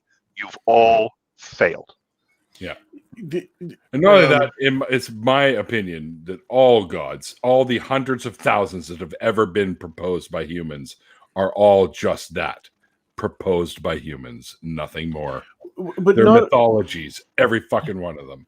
Not only historically is the evidence, in my opinion, leaning towards the fact that they're just creations of us, but that, for me, the problem that I kept struggling with, even if the universe was created by some entity that was that powerful, going from there to it gives a shit about my life is miles and miles and miles that I can't connect the dots. Like it doesn't make sense to me. It is no different than me. Well, it's even further apart than Neil stepping on the snail and feeling bad about it because he didn't create the snail and the planet the snail's on. Nope. So I just can't. And again, I'm not a physicist. I do have a diploma in physics and mathematics, and I try to stay abreast of it. But the whole origins of the cosmos, there are other perfectly scientific explanations that we're still working on, and we are in our infancy of understanding this kind of stuff. The amount of understanding that the human species has acquired in the last 500 years about this kind of stuff, let alone the last 50. Like, I work with a physicist here at the university who worked on CERN. Like, this is what he does, and I have lunch with him, and it's like, okay, I can barely follow the math halfway through it, but he's like, no, we're pretty confident it wasn't snapped into existence by some sort of being. So I'm like, well, but then why do so many people believe that it was? And they've got all this vanilla. Vanilla, yeah. And then, I feel. Well, we know why too. We know why people believe it. We absolutely understand human psychology enough to know why. For the most part, in every single society that has ever existed, we invent a god. If we haven't been exposed to one from a third party, we invent them. There's a reason. We actually get how and why now. So then when you take a look at the Bible and you say, this is one of so many stories that have been invented, and then you sit there and look at this God that is he gets more refined as time passes. The character gets more developed as time passes, right? And you see how human he is in the beginning, and towards the end, now he's something special. Jesus is really something special. But you sit there and say, okay, what did it take to get there? And it took all of this work over thousands of years. Boy, this looks awfully human to me, and this is how every other God has worked. Yeah. The narrative is textbook. We've been doing it over and over and over and over and over again for 3,500 years. Guys, I gotta bring this to a close. I have a friend who's visiting another friend downstairs, and it's his birthday. Oh, cool. So I told him I was going to go and have one last beer with him for his birthday and smoke a joint with him. So I was going to say, bring some gummies. Yeah, no, I've done the gummies. Now I'm just going to blaze up a little bit and then crash because 4 a.m. comes a lot really early. So what I'm going to do now is there's just a few of us in here, so let's ramble through our channels and where we can be found, and then we'll wrap it up for the night. So we're going to start with you, Grant. Where can folks find you? Well, got my Twitter handle and my little name thing there. Right there. Like I usually say, I'll eventually do a YouTube channel one of these days. We're going to light a fire on your ass. You know that, right? I keep on saying I hope to at least get my first video out before True North Talk starts. So. You got lots of time. Don't worry. Infinite. Yeah. Well, I await the day, and if you ever decide you want to have people on to talk to, I'm game anytime. Yeah. Well, all right, Mr. Yeah, my channel is going to be project-based building stuff, so not necessarily talking to people. Okay. All right. Fair enough. Maybe if I make a second channel after that where I talk to people, then. Okay. All right. Sure. Get my hopes up. Yeah. All right. Anyway, I'm kidding. Quagorilla, where can folks find you? www.quagorilla.ca. Everywhere on the internet where there's a Quagorilla, it's probably me. Even if you don't know I'm watching, right, Nick? Well, even if he's on 6 different channels simultaneously, I've learned. He likes to give people the watch time, okay? That's not a bad thing. Yeah. I support all of you in what you do. That's why I don't do my own. He does, indeed. Don't bullshit me. You've never seen any of my content before. Jen, I was in one of your after parties for like 4 hours. That's not content. That's just me fucking around. Wait, that's not content. What am I doing here? You're discontented. Yes. All right, Nick, where can folks find you? Oh, my name is Nicholas Lamar Suter. I am a writer. I am an educator. I have a personal YouTube channel that has... I'm sorry, what? So he thinks. So yeah, well, presumably. Well, I'm not trying to educate anybody here. It's but. Oh, come on! I learn something new every time you're in here. Yeah, well, thanks. The question is if it's deliberate or not. But so let's see. I have a personal YouTube channel. It's easy enough to find, Nicholas Lamar Suter. It's got some basics on introductory stuff on logic, on all this other stuff. My debates are up there. From Red Pill Religion guys to Hovind and a few others.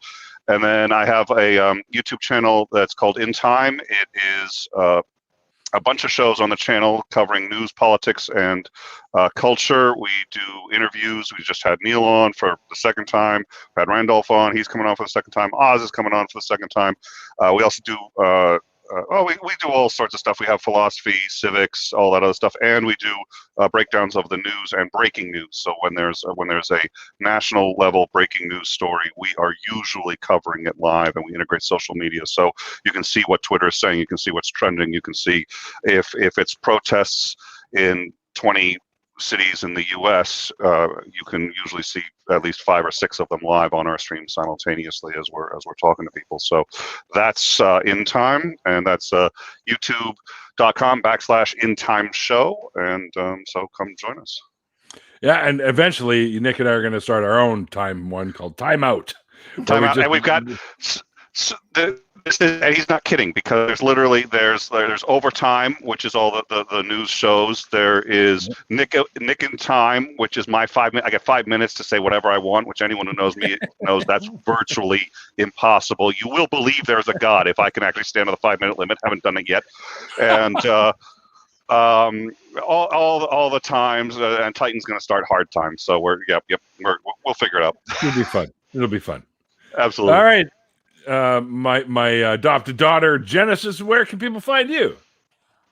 Hi, I'm Genesis Undead. You can find me at the Genesis Undead channel. Actually, you can't, because I haven't uploaded anything or done any live streams on there, and God knows how fucking long.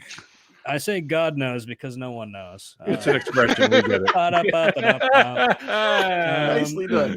I like it. So, maybe I'll get back into doing atheist response content. I was pretty good at doing it. I mean, I defeated John Cragen. I got him to stop making videos, and to my knowledge, he still hasn't made a single video since I made my 3-part response on him. So, like, I don't want to take all the credit for that, but I want to take all the credit for that. Come on. That's my girl. The Cragen Slayer. I don't know. I'm on Nat One Heroes. That's something I appear on regularly. That's a pretty cool show. It's Dungeons and Dragons content. So if you like role playing, you like fantasy.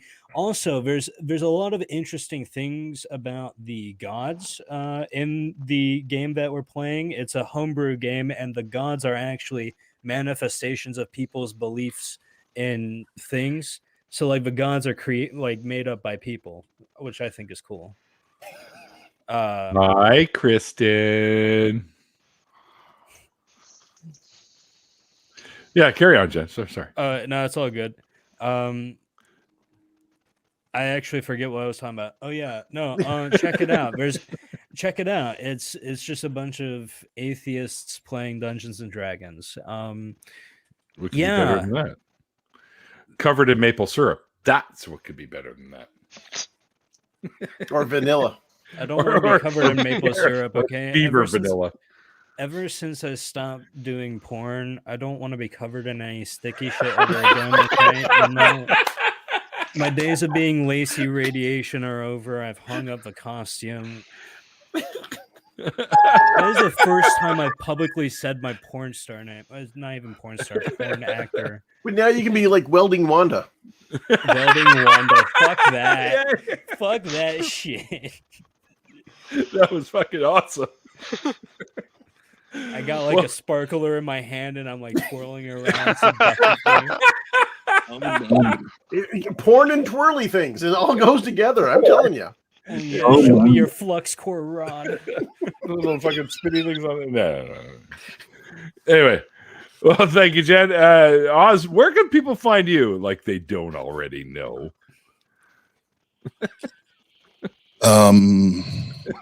Behind the 7-Eleven, got a couple quarter ounces I'm trying to get rid of. Somewhere on the corner of Broadway, Main Street, and 2 meters down from Welding Wanda. Okay, dude, we have a Broadway in Maine here in this city. I'm gonna go looking for you. Okay, No, so I'm not driving anywhere. Don't have earbuds or anything. This is all you need to know. You'll hear. Ooh. and you know the dope boys there. You know the dope boys there. No, like, I'm getting some now. Oh wait, that's the wrong call. That's the old Oz. That's the old Oz. Oz don't do that shit no more. But no, I am Oz, respectfully from the Atheist Round Table, and now the Atheist Network Group, and we have 7 shows going on every week. So 1 show every day of the week. And I'm sure more will grow and everything. And I know all the other content creators like hate us. No, we don't. We don't. And I hope I do. I hope not, because like when we do, I was like, oh, I don't want people to hate us. But it's like if we're going to normalize atheism, we got to continue to pump this shit out, right? Yep. And it is the nature of the beast, and anybody who doesn't recognize that and doesn't support other channels, including those who are airing at the same time, go fuck themselves. And yes, you've been told. Oz does follow one beaver. That's right. Yes, absolutely. But no, if you want to know anything about us, tart.live is our website. Everything you need to know is there. Oh, thanks, best name. Thanks, best name. Appreciate that. And just as far as this weekend, I do want to plug this because I'm really excited because we have we one of my favorite fucking human beings in the world that I've ever met. Mrs. Oz? Well, no, she's the favorite. I said one. Little Oz's. Oh fuck no. Gorilla, let him finish. Dave Warnock will be joining us again. Oh yeah. For our monthly episode, and it's called Whiskey, Scotch, and Cigars. And we and there's a drinking game throughout the whole show. So if you never tuned in, that's one you want to tune into because I'm it's buying scotch for this. And part of the game is we just find the most absurd scriptures we can find in the Bible and reread them. And then I have like 4 or 5 like hot words is what I call them. And as soon as anybody says them, I hit a button that plays like a little tune on air, and everybody has to drink every time one of those words are said. And by the time we're done, it's like is you're missing the buttons. Where's the button? Is the Bible actually a book, or is this downloadable, or what the fuck are we doing? But no, it's gonna be fun. And then if you guys know anything about Biddy, she's a former Christian, and her knowledge on the Bible is fucking bananas. And she's going to be joining us for that episode as well. And I'll be joining our call-in shows on Monday. And then last but not least, on Saturday, we have our next debate, and it's Godless Engineer, the champ. He's the UDC champ. He's got the belt. That's the man. And he's going to be debating Zach from Adherent Apologetics on Does God Exist? And that shit's going to be awesome. Those are two great guys, and I'm looking forward to that. But yeah, tomorrow night, come hang out with us. That's one of our chill streams where we drink, have fun, cut the fuck up. Let's do it to it. Oh yeah, he is. I feel sorry for the guy that John's going up against. That's all I can say. Yeah, and I'm literally I'm trying to find the audio cut from Conor McGregor when he stepped in. He's like, "The champ's in here." Like, because when we introduce him, I want to be able to play that. You'll find it. You'll find it. It's got to be there somewhere. I'd love to get involved in that kind of thing, but I'm not really a debater because in my head, there's no fucking debate. So there's no fucking debate. You want to pretend that these fucking entities exist? Fine. That's fine. Keep it out of my fucking face because I don't believe any of them do. Because I believe they're all man-made fucking bullshit. That's why I host, Neil. That's why I host. Yeah. I got you. I hear you. Oh, I wouldn't trade debating for anything. Yeah, but you're much better at it than I am. I'm like, I get to the point where it's like, no, fuck this, get out. It's like, this is you're believing horse shit. Now get out of here. Yeah, well, my father was a criminal defense attorney, and my BA's in philosophy, psychology, so I kind of have to argue. And so my wife literally, she really encourages this. She's just like, listen, why don't you have a debate with somebody? I was trying to figure out why. I was like, well, because then I stopped arguing with her over really trivial shit. It doesn't. Was that really the right word to use, hon? She's like, okay, when was the last time you debated somebody on YouTube? You think maybe it's time to start doing that again, hon? You gotta flex that debate muscle. Saves my marriage. Here. This guy is a pathological liar. There we go. All right. I don't think he understands those words. Thanks, Oz. I'm going to have fucking nightmares tonight now. Thanks. Son of a scumbag. Oh. Ooh. I'm surprised that who was it? Was it Randolph that said he wanted to talk to him again? I don't want. Oh, well, I should save it because I know Neil's trying to go. But we'll both of those real quick. Come up again, I'm sure. The rest of the night. We can do this next time. Saturday, we'll have this conversation. Both of those clips are what he called me this week. I'm a pathological liar, and that I'm a lying scumbag. I know. I watched it, and I laughed both times. I don't even remember much of my conversation. Oh, I can recite it for you if you want. Oh, I've seen the video and I downloaded it, but I don't. I was not. We're going on a tangent, guys. Guys, we gotta wrap it up. Right. So all right. First things first, though. Before we end up here, thank you guys for hanging out with me today. All you guys jumping in the after party, and thanks to my guest of honor tonight, Zach, for showing up. He lives way out on the east side, so it got a little late for him, so he bailed early on us. And also, of course, I will be doing a thank you tweet for everyone that was involved in tonight's show. So check that out on YouTube. Look for that and give it a like or you can tell me to fuck off. It depends. Doesn't really matter. Anyway, also thanks to my amazing patrons. You guys, you have no idea. I got some great new ones. Hellbound Hillbilly became a patron. Tobin Templeman became a patron. You guys, it means a lot because it tells me that you dig what I do, and that then that tells my brain says, so keep fucking doing it, idiot. So, and that's what I keep doing. I keep doing the show because I really enjoy it, because I get to hang out with my buds and I get to talk to people that I don't always get to talk to and hear their stories, so that other people know that, guess what? There's more people just like me out there, and they seem to be pretty cool. So I'm going to check out this show and spread the word. That's what you guys got to do. Spread the word, right? I'm getting up there. I'm over $2,000 now. And that freaked the shit out of me when that happened. I was like, holy crap, people are actually liking this shit. But yeah. and Oz didn't have me on the 1 year anniversary, and I cried for a little bit. I'll admit that I cried a little bit. We comforted each other. Neil called me up, and we were just because I wasn't on either, and I was just like, we drank. I don't know what. Oh God, it was terrible. Yeah, it was. And then when you told me all about that, I don't want to relive it. Okay, Neil, let's just go. Let's show. Just smoke a joint and shut the fuck up. All right. Oz, I'm I know you took it the direction you wanted to. And I think that's much better. That's it. I'm kicking his ass out of here. The show aired, but I'm still gonna. Yeah. And all right, guys, and don't forget that Randolph and I used Dahmer a little bit earlier. My very good friend Randolph are starting that show, True North Talk, at some point before the end of the universe in 850 quadrillion years or whatever. We will start the show, but there are some funny little videos you can go check out for now. Give the channel a sub, and that would make us very happy.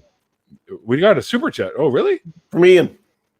Thank you, Ian. Ian. Super sticker. Nice. Love you, Ian. Thank you very much, brother.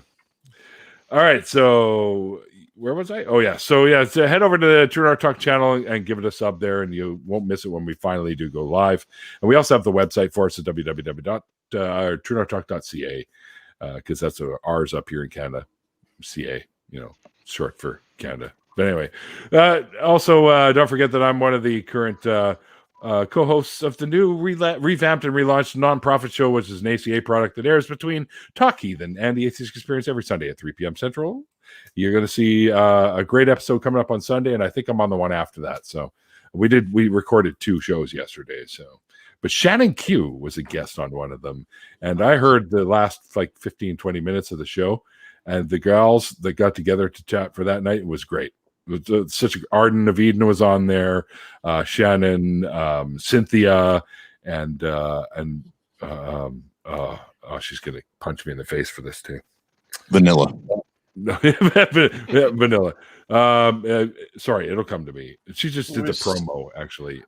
Before we go, Oz has to do one of those deep-throated vanilla. I think we can't leave the show without that. Vanilla. Oh, that was breathy. That was good. I have an erection now. Yep. Anyway, that's so head over to the channel and give them a sub too, and you can catch all of our pretty faces on the show. X has been on there with us. Mikey, my producer's been on there with us. It's a lot of fun to do.